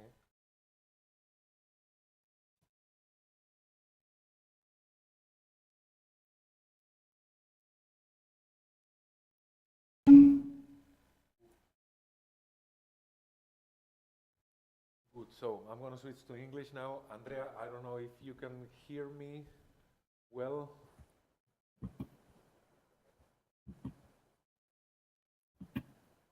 Hello. Hello, thank you so much. Welcome, Andrea. I'm going to introduce you now to the audience here. You cannot see them, you can see me anyway, but before I do, I wanted to thank you very much for joining this session to give your speech. In the morning, we have been talking about digitization and mostly legal framework, standardization, as well as technology. We actually discussed several things, some of which are things that are being actually done by FIATA. And I think that for that and other reasons, your speech will be very interesting to the audience that has shown a lot of interest also in the first part of the seminar. Now, Andrea Tang, for those who don't know her, because I think some of you might know her already, is the Legal Services Director of the International Federation of Freight Forwarders Associations, FIATA. As you probably know, FIATA is the leading forwarding industry representative at the global level. They have quite a wide base of associates, and they play, I would say, a leading role, not only in business terms, in terms of the forwarding industry, but also, at least in my experience, in legal terms. They participate quite a lot in international fora. They always have very good information to provide to administrations and legislators and states.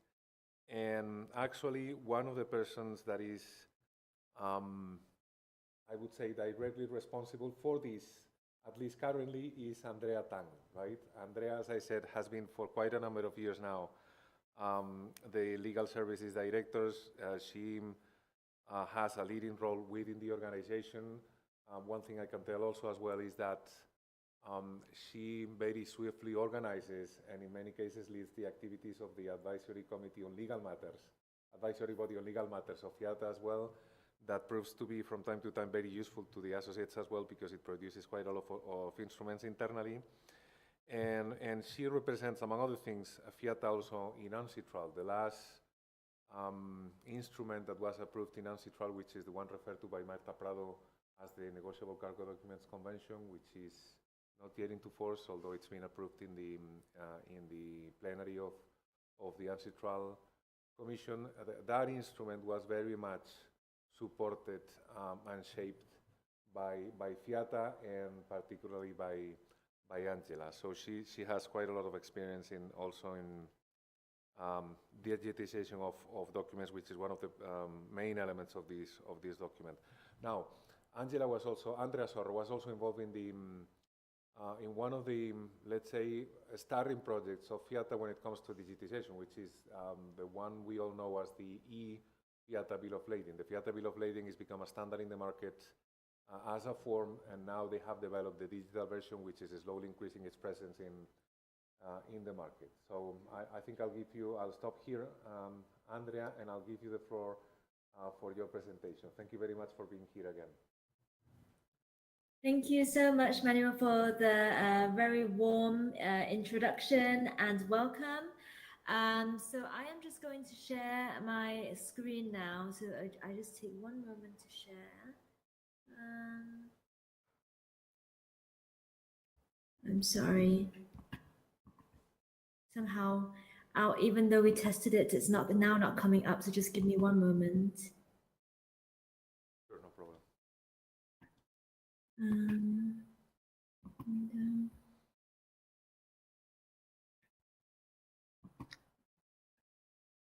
Okay, I'm not sure what's happening, but I will share my entire screen in this case, because I think that will be the easiest solution. So are you able to see my screen right now? Yes. Okay, great. So thank you very much, and thank you for the invitation to speak with you today. So as Emmanuel mentioned, I am the Legal Services Director at FIATA. Just a few words about FIATA. FIATA is the largest federation and voice of global logistics.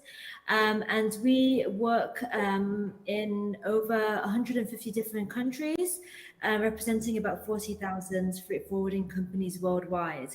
And we are really looking at, multimodality, digitalization, sustainability, interconnectivity. So this is some of the points that we really try to work on within our membership, but of course, really trying to address what are the key topics are shaping the freight forwarding industry and the international trade environment overall, both now and of course for the future.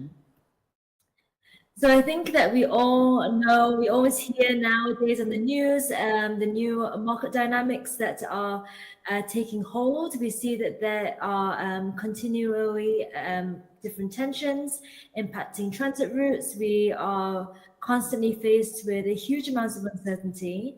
And all of this has really contributed to new ways to, new routes, the need to become more agile, to become more flexible, and to really try to be prepared to face disruption, which has become the norm for the resilience of global trade. So in all of that, what we see as two very crucial points, which I will touch on in my presentation, is the multimodality aspect, which is really important because now there is often the need to maybe change routes at a moment's notice, to try to optimize the routes by combining different modes of transport. And this is not just because of tensions, but also because of other imperatives in the market. For example, new sustainability requirements and the need to try and find the most, emissions-friendly route, which often involves combining different modes. But of course, the big topic which we are here to talk about today is digitalization. And what I always try to say is that digitalization is something that should not be a means to an end, which is, I think, sometimes when we're talking about digitalization can easily sound like the case, but what we really want to do is to ensure that digitalization can really enhance the work that we do, and that we can really use this as a means to facilitate trade and to strengthen the market practices. So in terms of the work that FIATA has been doing on digitalization, so we've been taking kind of a three-pronged approach. So I think that this is an approach that we would really advocate generally as being really important for the digitalization of trade and to ensure that we can have a cohesive digital future. So the first one is really collaboration. So we work with, not just with governments, we work actually a lot with governments and also at the intergovernmental level on international standards and trying to ensure that, we can advocate for harmonization. We also ensure that, that the EFBL, of course, is very much in line with these international standards. But also we work a lot with the industry. And why we do this, actually freight forwarders play really an important role in the supply chain because they are the ones that, as you will see later in the presentation, are organizing supply chains in many cases, of organizing the transport from end to end and including all the different aspects that go along with that. So it's very important for freight forwarders that they are then able to, that when we digitalize, the systems are able to speak to each other so that we can transmit this data seamlessly and hopefully at some point not end up with a situation of having to switch to paper simply because of incompatibility or being limited to certain systems. So the second part is really mapping data standards for technical interoperability. So we are, for example, compliant with the UN CFAT data reference model, which is very important because this is an international data standards, which ensures that then we can be really hopefully interoperable with a lot of different systems, both at the governmental and industry level. We're also working on mapping our EFBL to the World Customs Organization data model, and we do this to ensure a customs compatible API, because for the industry, customs is being able to transmit data to customs is very important and becoming increasingly so with the different regulatory measures that are in place. And then, of course, finally, and last but not least, we are working a lot on promoting legal standardization and certainty. So we've been working a lot with the various industry stakeholders to promote the model law on electronic transferable records. And we've also been actively working on the draft UNCTRAL Convention on Negotiable Cargo Records documents, which has recently been approved at UNCTRAL and will be submitted for adoption at the UN General Assembly later this year. So since you've been talking a lot about digitalization, I won't go into all the benefits, I think we all know, but I think what's clear is that it really has the potential to greatly strengthen the supply chain and hopefully bring added value and have a real impact on the bottom line. We see that there are, of course, big savings potential and also the possibility to really help to reduce trade friction, which could result in tremendous trade growth. In terms of market perceptions on trade digitalization, so I take this is really an excerpt, and actually a very sneak preview of our theatre market report, which is coming out in the next month. And this is actually a survey that we did for the region Asia Pacific, because this year our focus is more on the Asia Pacific region because of our Congress being there. And what I just wanted to bring this up because I thought it was interesting that actually these results very much mirrored what we had as the results for our survey for the region Latin America last year, which is that technology is one of the top areas where the industry sees that there is really a need for more development in the logistics sector. And yet, at the same, so that's on the left, you can see, and on the right, you can see, however, that digitalization is one of the top areas which is projected to have the biggest impacts on the local logistics industry for 2026. And this result basically was mirrored in last year's survey for Latin America. So I just thought that was interesting because also if you look at those factors, e-commerce, digitalization, automation, artificial intelligence, they're all very much at the top. So we can see that technology is really something that is going to be increasingly crucial for the industry to take note of and to be able to embrace and leverage. I suppose that many of you probably already know a lot about the freight forwarding industry, but for those who are maybe less familiar with the freight forwarding industry, freight forwarders are really the architects of transport, or so they like to say, and I think this is really a very apt term for them because they indeed oversee the entire logistics process, and they are usually the closest to the original shipper and the goods information right from the start. So they work as really the single trusted partner for shippers, and this is increasingly so as their roles evolve more and more to really organize the end-to-end transportation and taking care of the various aspects and using their trusted networks and expertise to be able to help shippers to more efficiently navigate what is definitely a very complex environment. In addition to that, they also manage documentation and compliance. They ensure supply chain connectivity. And I think this is also very important because the role that they play in working as really the partner of the shipper and then going out to procure the transportation of the different modes, to consolidate and everything. This really provides greater possibilities for actors all over the world, including micro, small and medium-sized enterprises, those from more vulnerable economies, including those that really are either, for example, landlocked economies or those that are small island developing economies that really need to have this assistance to be able to easily access the supply chain. And freight forwarders are able to do so and are also able to consolidate into multiple shipments. And so in terms of the electronic Fiat multimodal transport bill of lading, so this was actually the digital version of what it was the Fiat bill of lading, which is the only global standard forwarder bill of lading since 1968. It was developed actually to meet shipper demand for a document acceptable letters of credit and for use for both unimodal and multimodal transport. And so this Fiat Bill of Lading is a long-established document. It is compliant with the UCP 600.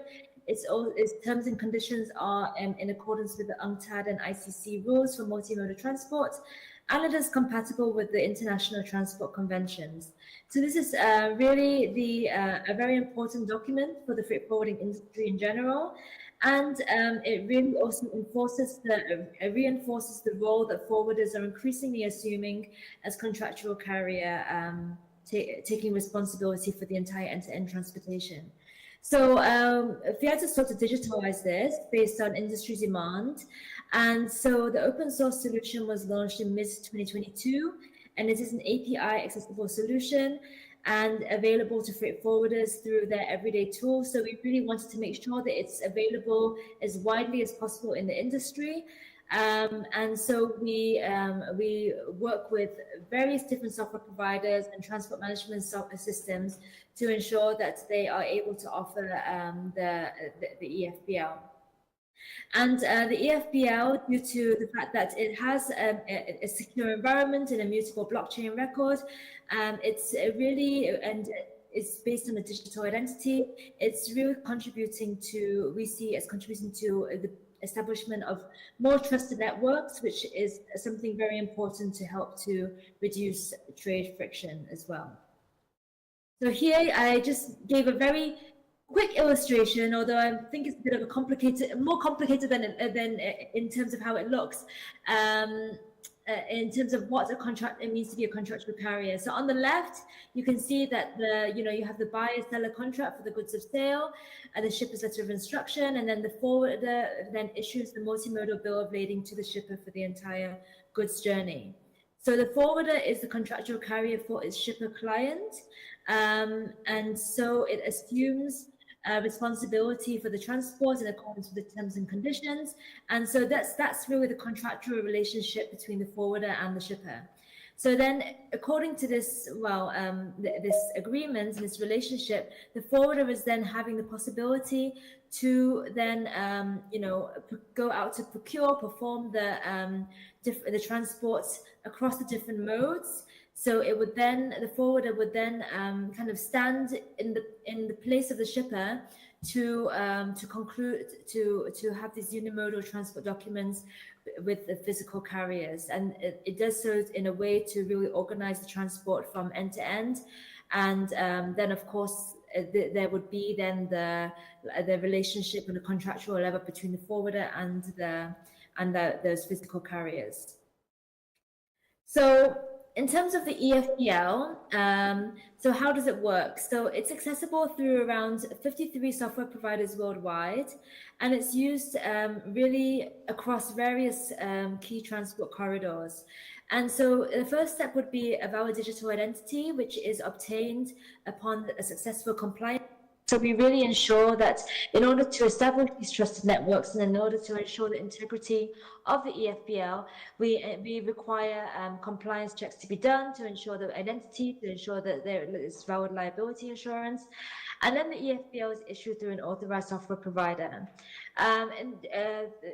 In that authorized software provider, when the forwarder wants to issue the EFBL, the software provider would then call through the API for verification of that forwarder through Fiat's secure document service to ensure that that forwarder is, who it says it is, and to ensure that it is eligible to issue the EFBL.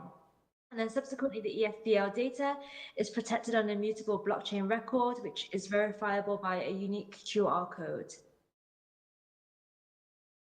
So just here's a bit of a summary, I guess, of some of the benefits of the EFBL. And I mean, this is of course not limited to the EFBL, because I think it's also applicable overall to many electronic bills of lading that will be around, now and in the future. But definitely in terms of the EFBL, it provides a secure record of amendments and endorsements. It provides trusted first-hand information on the cargo, origin, and destination, and the parties. And this is all actually something that is very relevant nowadays in terms of advanced cargo information regimes too. So, and since forwarders are the ones that have this data really at the beginning of the chain, I think there's really some interesting use cases in the future for being able for customs to be able to get that information right from the beginning. Also, the EFBL can be used either fully digitally or it can be converted securely to paper. And as we mentioned, there's the unique QR code. And finally, there's a secure data exchange with trusted third parties using zero trust architecture, which means that there is always a need to verify. There's limited access and read-write eligibility permissions based on who you are. So it really ensures the level of security and integrity in the EFBL. So at the end of last year, and actually this is in connection with the new UNC trial Negotiable Cargo Documents Convention that will be up for adoption soon at the General Assembly, FIATA actually worked on a pilot on a real-life transaction using the EFBL to really test the provisions of that convention, but using on a fully digital level. So in this case, the EFBL was used for the shipment of wheat transported from Kazakhstan to China, and with the financing of Bank of China, and this was all within really a matter of days. It was so quick, how quickly this whole thing took place, and this really shows the benefit of transactions in this case. So I just go very quickly through. So you have the exporter in Kazakhstan, the importer in China. You have the trade financing agreement with Bank of China. You have then the agreement for goods transport with the freight forwarder and to get vis-a-vis the exporter. And then that freight forwarder has the FIATA digital identity, which is issued by FIATA. So then the freight forwarder also has a system ID and user agreement in place with the software provider. And then from there is the ability to issue the EFBL to the order of the Bank of China using that software. The EFBL is then received by Bank of China, and then the Bank of China would verify the EFBL vis-a-vis FIATA.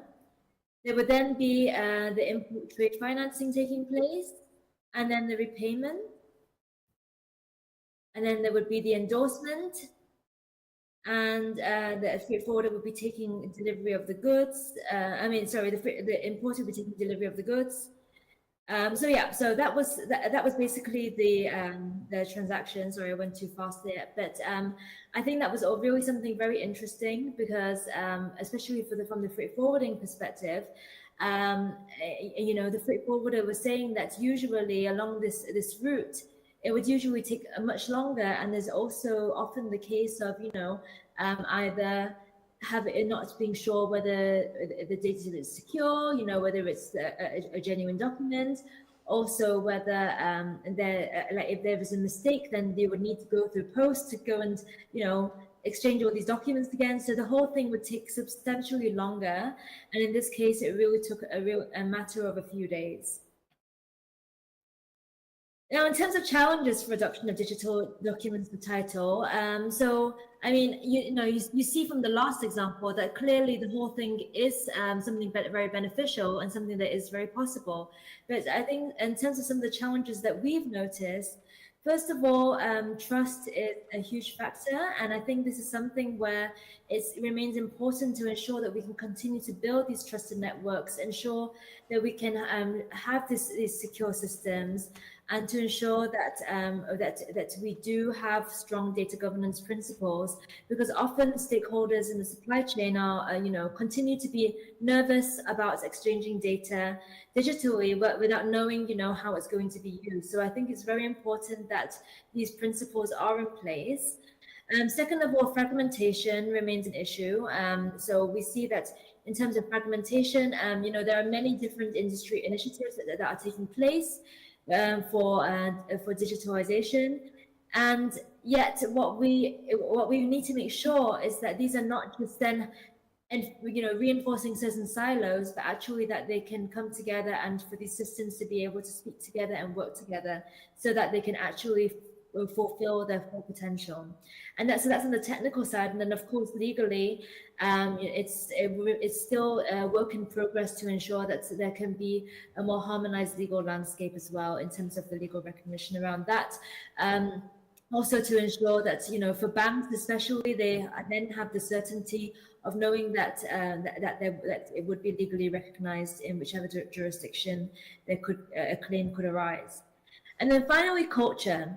And I say this not just from, I would say a mindset is definitely a big part of it. And we see that for many, you know, it's been a traditionally paper-based industry. So moving now to having this digital mindset is something that remains a work in progress. I think for many to come to, you know, despite the fact that there have been various processes digitalized in the supply chain for many years now, I think having something fully digital is something that remains without paper is new. And then, but also culture in terms of the fact that, and probably culture is the wrong word here, but also in terms of the fact that if we're thinking about global trade, we have to think about, you know, the different actors, the different sizes of actors, which some of whom are micro, small, and medium-sized enterprises, but also those who are maybe in countries where different stages of development. So that might require some further capacity building and ensuring that these technological solutions are accessible to all of these actors. Now going just briefly onto the legal side before we finish. So first, I mean, as I mentioned, Fiat has been working a lot on advocating for the implementation of the UNCITRAL model law on electronic transferable records, the MLETR. So I took this map just from the MLETR tracker and done by UNSCAP and ICC DSI, and just to show what's going on. I think that the darker green bits are the bits where there is actually the full implementation, but there are many areas where this is still a work in progress. But as you can see, that there remains a huge part that's where there are way more opportunities continuing to arise to actually start working on implementing the MLETR. And then in terms of the UNCITRAL NCD convention, so we really see this as being actually a very important landmark moment for digital documents of title, simply because it will allow, it will strengthen the legal recognition of negotiable documents used in unimodal and multimodal transport, and this is both in paper and in digital form. And this would then help to provide a more harmonized legal framework for use across jurisdictions and transport modes. And it would also strengthen the legal certainty for freight forwarders acting as contractual carriers, and strengthen, of course, the certainty for then banks who would then be more willing to accept documents of title in digital format. It also is compatible with existing transport liability regimes, and it's opt-in, so it means that there remains flexibility for the market to decide whether to apply its provisions, and this ensures that it can really be according to what is needed for a given transaction. So that's all from my side, and so if you want to know more about FIATA, please visit our website, check out our FIATA review, write to us on legal@fiata.org if you have any questions, and of course, stay up to date with any news on our LinkedIn profile. So I thank you very much for this invitation, and of course, if there are any questions, then I will be also very happy to address them. Thank you so much. Okay, Andrea, thank you so very much for your presentation. Very interesting. I'm going to open the floor for questions. I don't know if anyone in the audience would like to make a questions after listening to Andrea. If not, I think I want to make a brief question, Andrea. Very, very brief. I was wondering, what do you think or is the main problem that the forwarders or in general the actors involved in the experiences with the EFBL are facing to make, let's say, full use of the FIATA electronic bill of lading and other digital documents, let's say? Because when I look back, for instance, during the first years where As you probably know, the industry started to consider using digital documents in general and bills of lading in particular. Part of the complaint, an important part of it, was that we lacked basically the legal framework, right? Because there were not many rules addressing this phenomenon, although the technology was already developing. Now, I think, the feeling that I have is that the legislation is more or less there. We have the technology, but there's another thing that full digitization depends upon quite significantly, which is infrastructure, actually. Now, the use of digital documents requires interacting with public administrations. Of course, there's many countries creating public infrastructures for information, such as or community systems or port operational platforms or national logistic platforms.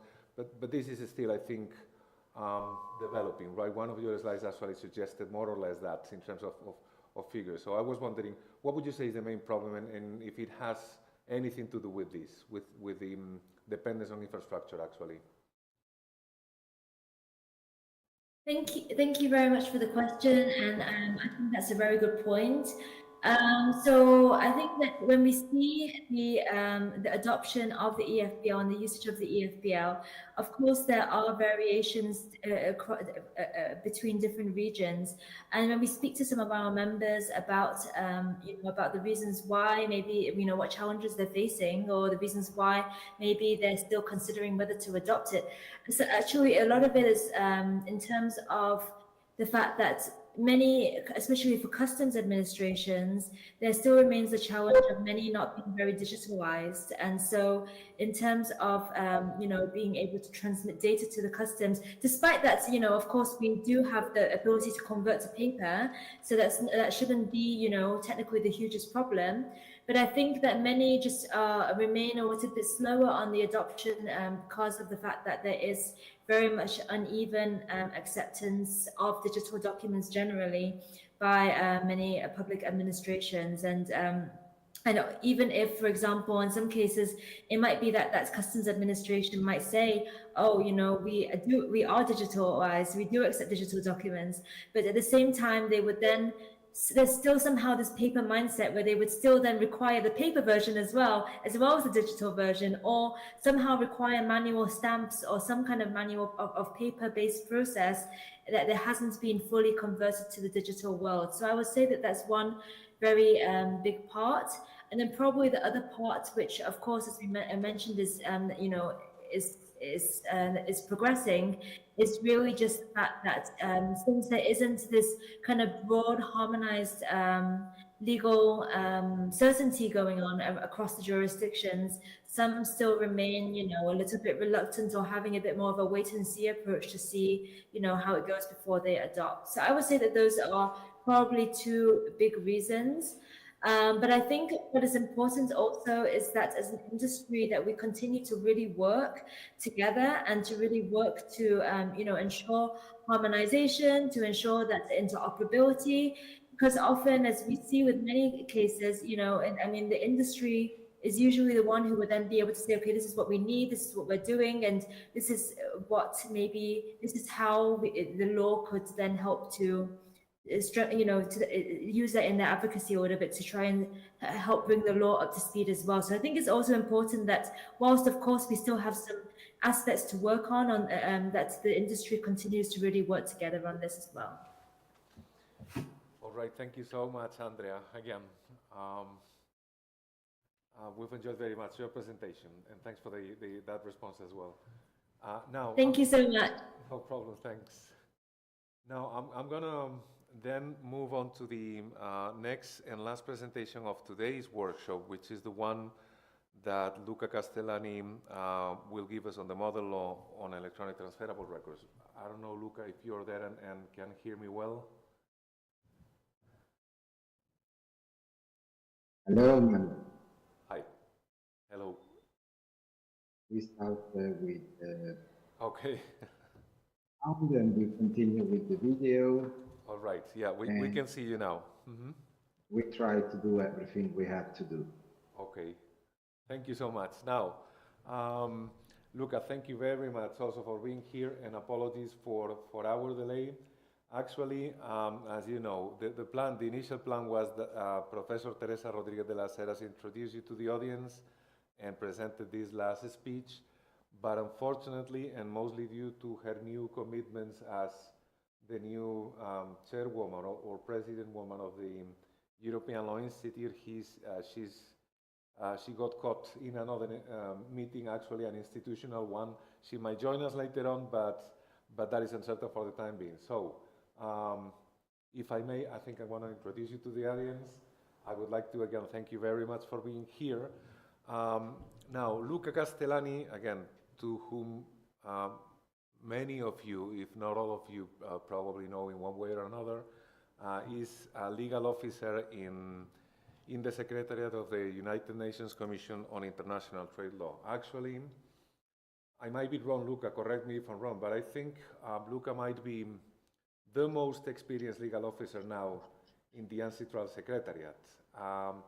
After studying... Not quite, but okay. among the most experienced. Yeah, you have to be close to be so, as far as I can tell. Now, Luca joined actually after completing legal studies in Italy and New York, he joined the Legal Affairs Office of the United Nations, if I'm right, in 2001, right? And then he joined the Secretariat in 2004. So he's been working as an official legal officer, for 21 years now. Not only that, in this context, I think this is quite significant as well because he's been involved in most of the initiatives of amphitrial in electronic commerce law, or what we call now digital law nowadays. So he's been involved, if not leading, pretty much all the recent instruments relevant for digitization in international trade, and he also did occupy. He acted as the chief of the Regional Center of Ancestral for Asia and the Pacific, right, Luca? For a year at least. Mm-hmm. So I opened it up some 10 years ago. I was the first chief, but it's correct. Okay, thanks. But Manuel, I think that we did some of this together. So it's more like our shared memories.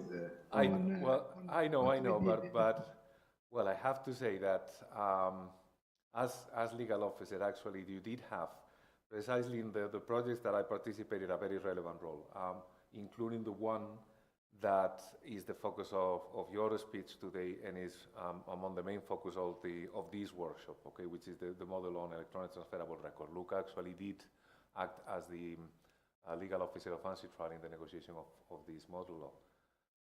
So he's got a lot of knowledge in his head on these and other things in international trade. So thank you, Luca, very much for being here today. I'll hand you the floor now so that you can present. Thanks.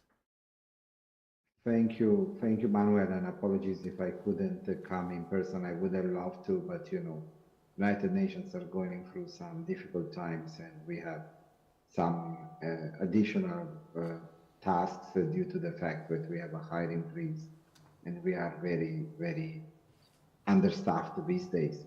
But it's a pleasure and an honor to be here today and also to talk to you, Manuel. Indeed, I have to say, it's been a bit, but quite a bit of that we shared it, starting with the Rotterdam rules and then the model on electronic transfer records and so on. I am here today to discuss certain things, actually, mostly the current status and the implementation issues. We will call it MLETR or MELITA, depending on, but to save time. But I have to say that MLETR has also become the standard for everything that Ancestral and others are doing in this field. So, for instance, you had MLETR providing the structure for the electronic warehouse receipts in the Ancestral Unidraft model of warehouse receipts. You had MLETR being taken up for the negotiable cargo documents. So we are discussing MLETR, but in reality we are discussing the general framework for end-to-end trade digitalization. Now, let me see if by some miracle I manage to share what I want to share with you. And if I manage, I consider myself particularly fortunate. Can you see my screen? Maybe yes. Yes, we can now, Luca. Thanks. Perfect. So the first, I mean, this is really to put everyone on the same page. We have seen two evolutions in the last, I would say 30 years, because of course some of it took place before me, before you, before us. That is to say, in the beginning, the focus of Ancestral was really to set up functional equivalence rules to satisfy contract law requirements. So the idea was to accompany the digitalization of contracts and documents and to comply with the contract law, existing contract. So that was from paper to electronic. But then, once that first task was completed, we see the second part of it, which is moving from documents to data. And I think that this is the perspective that is also underlying here in what we were listening to today. So yes, some time ago we said if you use electronic communications, you have access to information anytime, any place. But then we started saying this is not just about accessing information. This is about having structured information that we can reuse and analyze. And that's, of course, something completely different from just having your standard PDF as an email attachment, maybe even image generated to make it more difficult to reuse. And finally, especially I would say with what came out of the the Joint Statement Initiative on Electronic Commerce that is on the side of the WTO discussions, it became clear that we are trying to digitalize trade end-to-end, that is to say, to have the whole supply chain completely digitalized, so that if it's a matter of trading goods, you would have two parallel tracks, one about supplying the goods and the other one about the accompanying data. We all know success is the result of policy, technical, and legal choices. This we say it all the time, but I was particularly impressed by the first speaker who stressed how nowadays Europe is a bit behind compared to Asia. And I couldn't agree more. If we have a national or a continental consideration, we have to benchmark against those who are ahead of us, and definitely East Asia is ahead of us. Why? Because policy, technical, and legal decisions probably are balanced in a slightly different ways. But I will come back to this at the end of my presentation. And finally, of course, certain stakeholders may be risk averse, and in particular here, for the purpose of today, we know that bankers are not necessarily the first fans of innovation. And so we need to onboard them, and partly because they have a lot of to risk, and partly because they have a lot to comply with, which is also an issue. We all know we don't need to spend too much time on what MLTR is for, but when the work started, and actually I always consider it was Valentine's Day of 2011 when we had the colloquium in New York to discuss the possible future work for Ancestral Working Group 4, and electronic transfer records were prioritized. We knew what was the problem. Of course, we were not 100% sure what would be the answer. The problem was about these documents of title.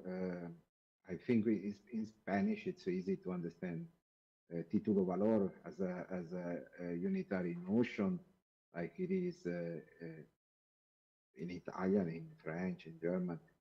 Problem also is we're speaking English, so there is not really, or documents of title may be a slightly different notion, especially for English common law. It's difficult to understand what it is, so we can, but the functional description is clear. These are documents that incorporate the right, payment of money or delivery of goods. And because of their value, what is interesting here is that they contain best quality data.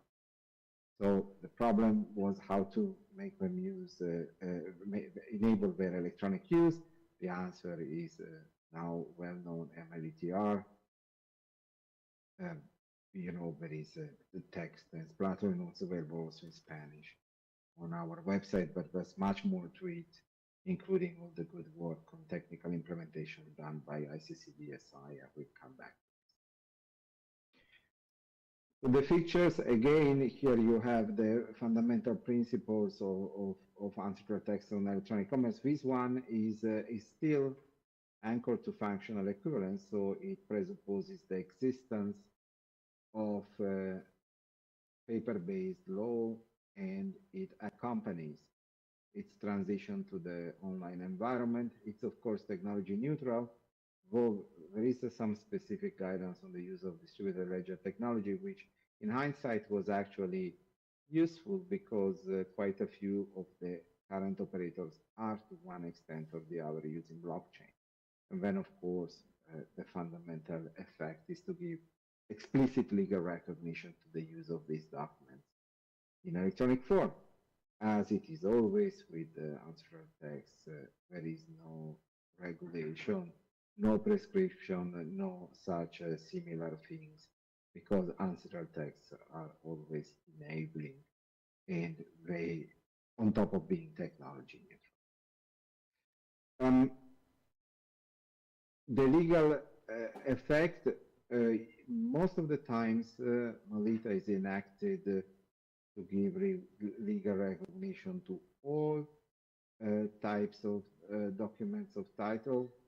We have seen recently something a little bit different. There was a few months ago, the first enactment in Africa was actually Mauritius, and that was, I think, was done only for bills of exchange, not for the other documents, which is possible if there is a specific reason, but obviously we prefer to see all the documents digitalized at the same time and on the same standard. Obviously, as I mentioned already, the fact that it does not modify existing law brings two benefits. The first benefit is that the same substantive law applies to electronic and paper-based documents, which is particularly important also in case of change of medium, because otherwise people could strategically change medium to have maybe a specific rule that is more beneficial to them. And then, of course, that all the regulations apply. And when we say all the regulations, we mean two tracks of regulations. The regulations that would apply to the document itself, for instance, for trade finance capitalization requirements, and then the regulations that would apply to the electronic form of the document. So, for instance, the GDPR or the rules on critical infrastructures. As you know, answer texts have already been adopted. Answer texts in this field already been adopted in more than 100 states. So, of course, those jurisdictions that have already adopted, for instance, the model on electronic commerce, they would find it easier to adopt this model. Now, the MLETR came at the right time to trigger a certain change in perspective of what is digital trade. because of the intrinsic limits of the use of the paper medium, we see a proliferation. Some people say there are 50 paper documents, some people say there are 80 paper documents for each cross-border transaction in goods. Anyway, there's a very large amount of different paper documents, which, and we heard it before, sometimes they reproduce the same content, sometimes they even reproduce the same content with slight modifications, and sometimes the modifications are intended, sometimes are not intended. When are not intended, they're a mistake. When they're intended, it's worse because it could be a fraud or a misrepresentation. So we have all kinds of problems. Now, the bottom line is the commercial transaction is one. The information related to that commercial transaction should be one. And therefore, if we move everything to the electronic space, we should be able to have a single source of information that controls everything. This means reengineering business processes around the commercial transaction and understanding that a document is nothing but the structured presentation of information, and that therefore in an electronic environment we can have more structured presentation of that information and also improved because it can be updated in real time, for instance, another thing. We live in a time of polycrisis, so we need to have more resilient logistic and supply chains. So this way it has been for a bit. So realign digital and physical trade flows, but for instance also address the demands of the private sector, one of them being a call for 100% electronic bills of lading by 2030, which I don't know if that will be true, but I think it's nice to see that. And let's not forget that in certain areas like dry bulk carriage of iron ore, I think we're already over 50%. So, I mean, of course, commodities are easier to, because there's less people involved than in containers, but nevertheless, it's quite an achievement. Now, I have to add to all of this that there are two both emerging and compelling. When I was writing this, I really had to look at the words. I felt a bit of a poet in the right choice of the words. That is to say, on the one hand, in the European Union, you have these supply chain sustainability requirements, and you need to have certifications, compliance with ESG and other parameters. And on the other hand, and that's especially from the US, you have all of these reshoring, nearshoring, friendshoring, whatever you want to say, trends, and therefore you need to have really reliable certificates of origin. Now, the certificate of origin has always been a darling of digitalization because it was issued by chambers of commerce. It was easier to digitalize. Now, I've seen that certain states, they don't allow any more chambers of commerce to do that in order to give higher guarantee of veracity. But regardless of the source, certificate of origin now is taken very seriously. It's not just about preferential treatment, it's also about decoupling in supply chains. So what comes clearly from what I said before is, as I mentioned, basically all the documents can be B2B, can be B2G, but all the documents can be put in a single electronic transfer record, single electronic record, which may become transferable for certain purposes. And then the information is shared selectively with each business partner in a manner which, of course, structures data, but also minimizes data sharing so that we avoid problems with the data flows.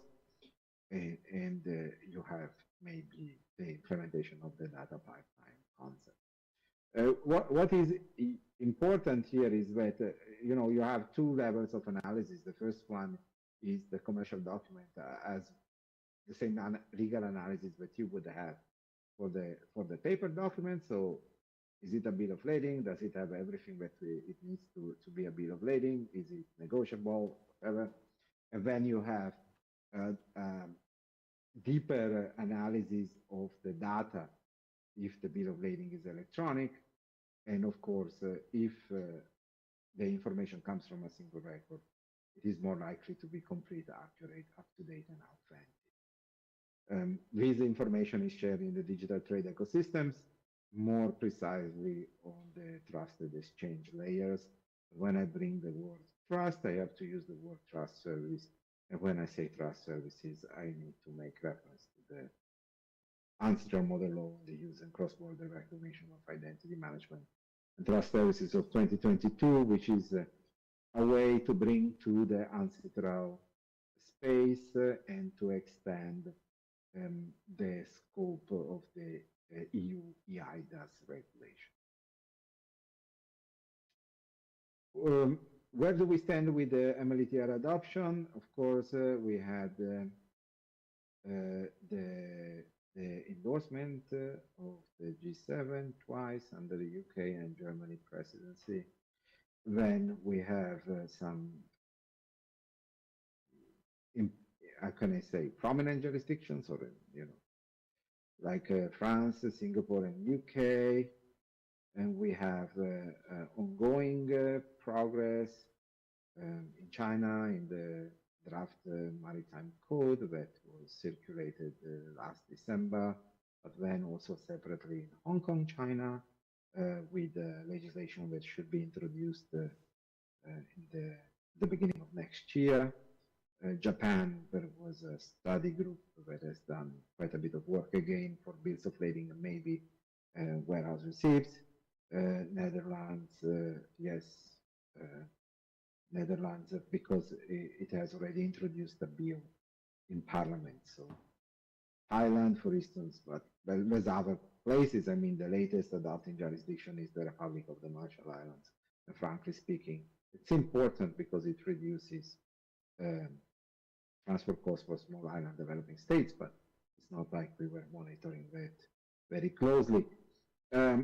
In Europe, I would say progress, yes, in the Netherlands, also in Sweden, and then, of course, Germany and also the US have adopted compatible laws. In the case of Germany, based on the Rotterdam rules. In the case of the US, it's more UCC Article 7, which has been maybe a bit of a model also for MLETR. And I did not put Spain because it's inappropriate for me to discuss Spain in front of you, Manuel, and the other specialists from Spain. But of course, normally when I have Spain, I put Spain together with Germany among those who have already adopted legislation enabling the use at least of certain electronic trade documents based on the Rotterdam rules and in a way which is compatible, therefore, with MLTR. References in free trade agreements and digital economy agreements. So there is a reference to electronic transfer records in the digital economic partnership agreement, which is now picking up with the new, it's becoming a plurilateral agreement, first with Singapore, New Zealand, and Chile, but now with more countries joining. There is a reference to electronic transfer records also in the African Continental Free Trade Agreement, more specifically the digital protocol. Possibly there will be a reference in the new ASEAN Digital Economy Framework Agreement, still under discussion, it's actively promoted in APEC, and of course, the stabilized text of the JSI on e-commerce has a reference on electronic transfer records. So in a way, we see more and more references either to MLETR or to ETR in these trade agreements. What about promotion? Multilateral development banks have stepped in, especially from the angle of trade finance. Asian Development Bank, Cambodia, China, Georgia. I would say Georgia probably is the one most advanced, but it did help also in starting the conversation, supporting the conversation in China. European Bank for Reconstruction and Development, you see Egypt, Morocco, and Turkey. I think Turkey is the most advanced. Of course, this is incredibly important for us. And I believe other development banks will join in. It's incredibly important because it is very clear also from the G7 statement that MLETR adoption and also more generally the digital trade transformation should try to address or reduce the digital divide. There is still interesting discussion on recognition of foreign electronic transfer records, and here it's important to point at the work at the Hague Conference on Private International on digital tokens. It has a specific track for private international law issues of electronic transfer records that ideally would come with something that builds on and complements Article 19 of the MLT. And then we have the importance of developing uniform technical standards. And obviously, I should not talk about standards because I'm a lawyer, but we do need technical standards that both build trust in the reliability of the methods and system used. As you know, that Ansitrol always says the method has to be reliable, but then how do we find out that the method is reliable? That's always a little bit the question. And with the light touch approach of Singapore, of the US, or what we call ex-post reliability assessment, but civil law countries, they like to have also ex-ante, so they have to have a mechanism to have at least a presumption of reliability. And at the same time, and the difficult part is that whatever we do with this reliability assessment has to be complemented with keeping technology neutrality to pave the way to interoperability. The enemy of trade digitalization is the data silo, and we want to avoid it at any cost. It was already mentioned, ICC-DSI is not only advocating MLTR adoption and broader trade digitalization, but also promoting common technical standards. I would like here just to refer to the fact that now ICC-DSI and together with a Canadian entity put together the first list for self-assessment or also third-party assessment of reliability methods in the ETR life cycle. So now we do have a benchmark that we can use with questions and answers. If the answer is yes to all the questions, we can come with either a third party or a self-assessment of reliability of the methods and of the system used to manage the electronic transfer records. At the same time, we had these developments, as you know, electronic bills of lading, in order to get insurance coverage, need to be recognized by the international group of the P&I clubs. And P&I club, I think at the beginning of 2025, changed a little bit the way they recognize the providers. Now there are a dozen providers, and with those providers comply with certain requirements, and therefore their systems are presumed reliable. That is, of course, cargo insurance is not insurance for the ETR management system itself, EDR management system. Also important in this picture, whatever law on electronic signatures and other trust services, the impact design and operation of ETR management systems, bring or take away trust. And then finally, I would not downplay still the role of rulebooks, because rulebooks contain important information on how ETRs are managed and what is expected from clients and third-party users. What about the enactments? And I'm happy to announce that this is my last slide. So, and we have now 12 jurisdictions that have enacted MLTR. It's 11 states and one free economic zone. But I would like to say, yes, it's 12, but for instance, in China, MLTR on blockchain was enacted as a regulation of one special economic zone in Shanghai, in Pudong, and then the Chinese Council of State has extended the application of those regulations to all 77 Chinese special economic zones. So things are moving fast. And also in this case, you have jurisdictions that are using electronic means of lading pending the adoption of legislation. For instance, IQX in Hong Kong has issued more than 500,000 electronic bills of lading, and these are just electronic, they're not shadow or pilots or anything. And Hong Kong has not yet adopted legislation.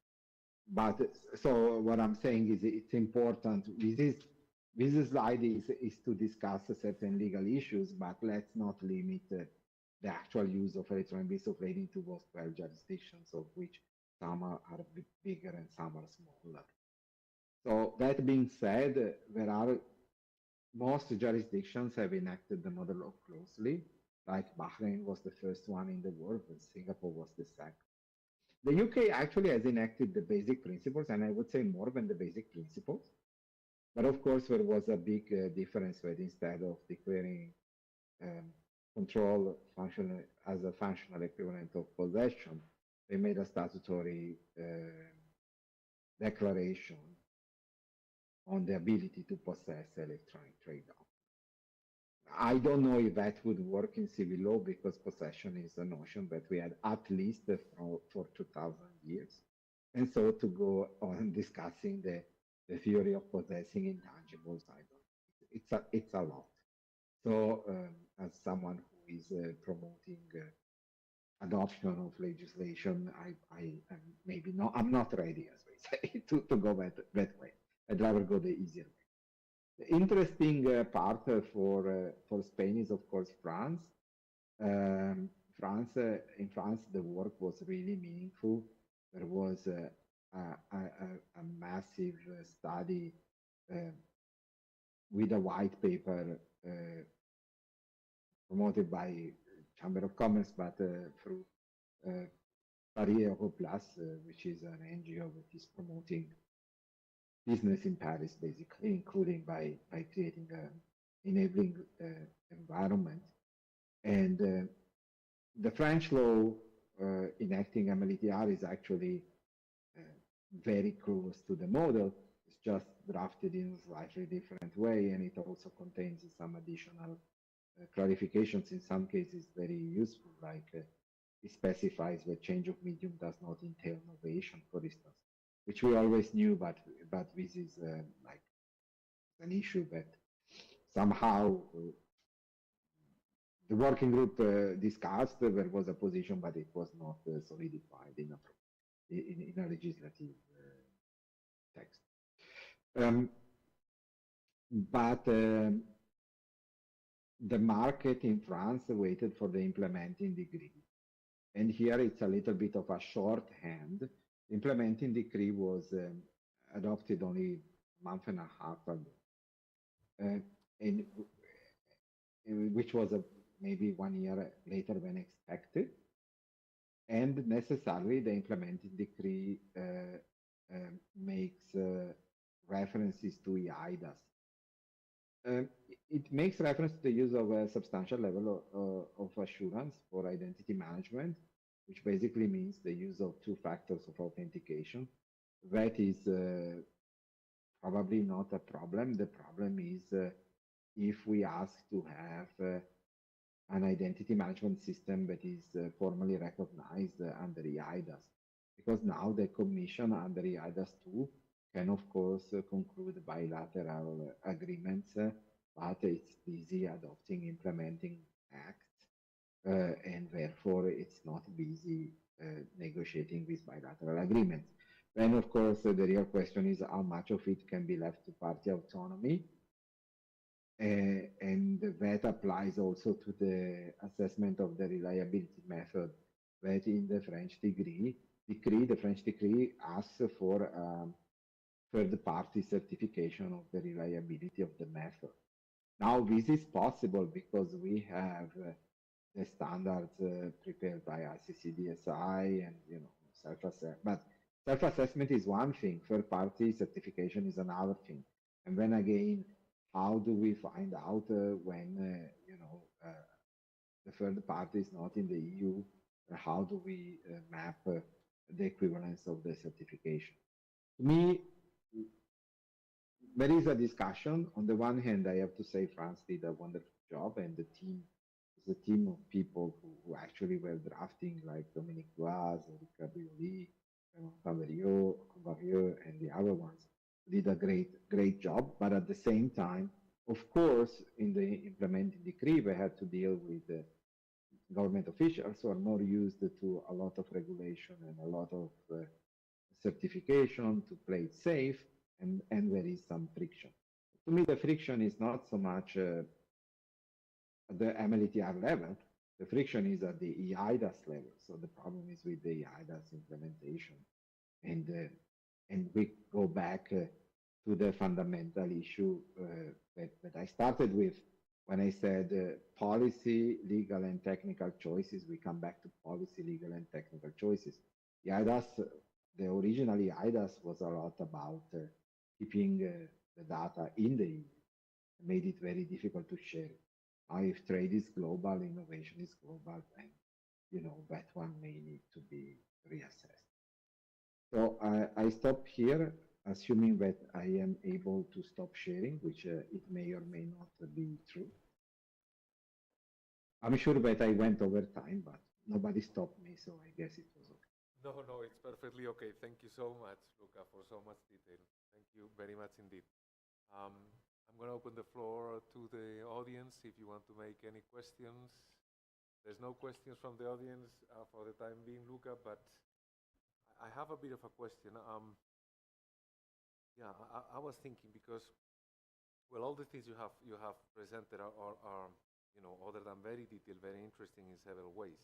And I was thinking, you know, how big has the contribution of UNCITRAL actually been to developing the law of electronic commerce for the last, what would you say, 30 years, more or less, right? The model law has been a good example, actually, in the latest instruments of how much impact actually UNCITRAL can do with an instrument that is not so complicated. Other than the electronic commerce model law, probably, this might be proven to be the second, maybe most impactful instrument of UNCITRAL in electronic commerce, even though it addresses quite a specific point, which is transferable or negotiable documents, and without prejudice, of course, the relevant role they have in international trade. The model law is proving to be very successful in many countries. I mean, not only with regard to the topic they address, but in the general context of the digitization of international trade. It's very visible in many initiatives, as you have pointed out. Now, Manuel, speak in the microphone, please. Oh yeah, sorry. You're looking at me, which I like, but I need you to speak in the microphone. But I was thinking, what are the next projects that UNCITRAL is considering in the field of digitization of international trade transactions? Because I'm sure there are many interesting things to come in the near future. Can you tell us something about that? Yeah, of course, there are many interesting things to come. You know, but there is also a fundamental question. Well, two fundamental questions. The first one, of course, is the future of the United Nations, because UNCITRAL is in the United Nations. And that one is a big question mark. For sure, it is not anymore the time of multilateralism. And therefore, there are blocks that can shift depending on interest and, you know. This is all understandable, but as a matter of fact, this has an impact on resources, participation, ability to engage. So that's, you know, you've been delegate many times to our meetings, you know what I'm talking. The second one is the digital agenda.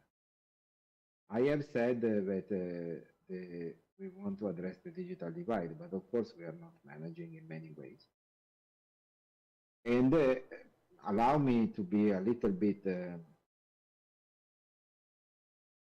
unorthodox. In trade digitalization, we often find that there is caution in engaging in developing and least developed countries because digitalization means transparency, digitalization means accountability, digitalization means compliance, and a lot of the trade operations take place with a lot of additional costs, which in the end go to the final user and in environments that are not ideal. We can start with customs operations in single windows. We can continue with the bank payments and bank guarantees. But all the people who really work in this, especially LDCs, but not only, know what I'm talking about.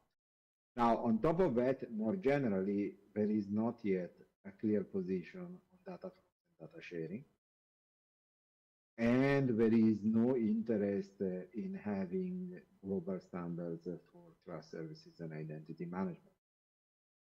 I mentioned before the EU is adopting a lot of ETSI standards, but it's not that those ETSI standards are being designed to be compatible or interoperable with an IST standards or other standards. No, they are for Europe. And then, if you want to work with Europe, you have to adopt those standards. Okay, this is understandable, but if there would be more ITU or ISO standards, which are really global, that would make our life easier in many ways.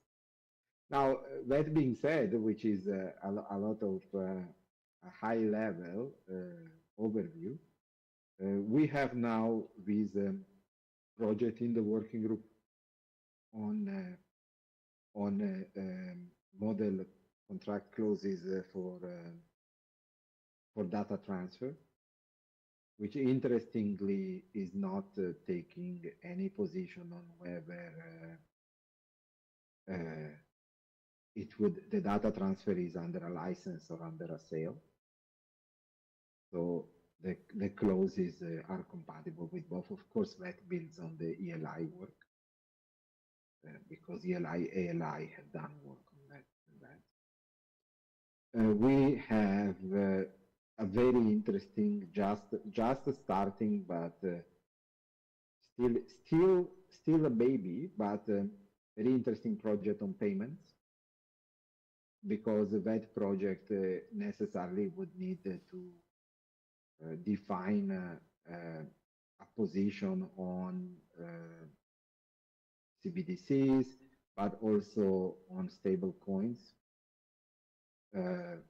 My position, my personal belief, which is reflected in the guide to the use of DLT in trade that has just been adopted, well, it's not been adopted by the Commission. It's a secretariat document, but it's a document that has been authorized for publication, is that stable coins are payment services while CBDCs are fiat money.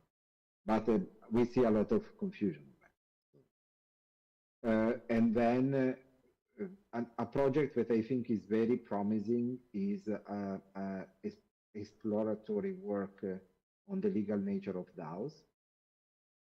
And that one is both with respect to the DAO as the organizational structure of distributed ledger and for the application of DAOs to existing structures, especially cooperatives. So to enable more effective interaction and participation of cooperative members or even shareholders. And then we have a project on platforms, actually, again at the very beginning. So I don't know which way this will go. And finally, there is a project which I think is maybe the most important of all the projects, which is on the compilation and consolidation of all ancestral texts in this field to provide uniform guidance with an add-on on paperless trade.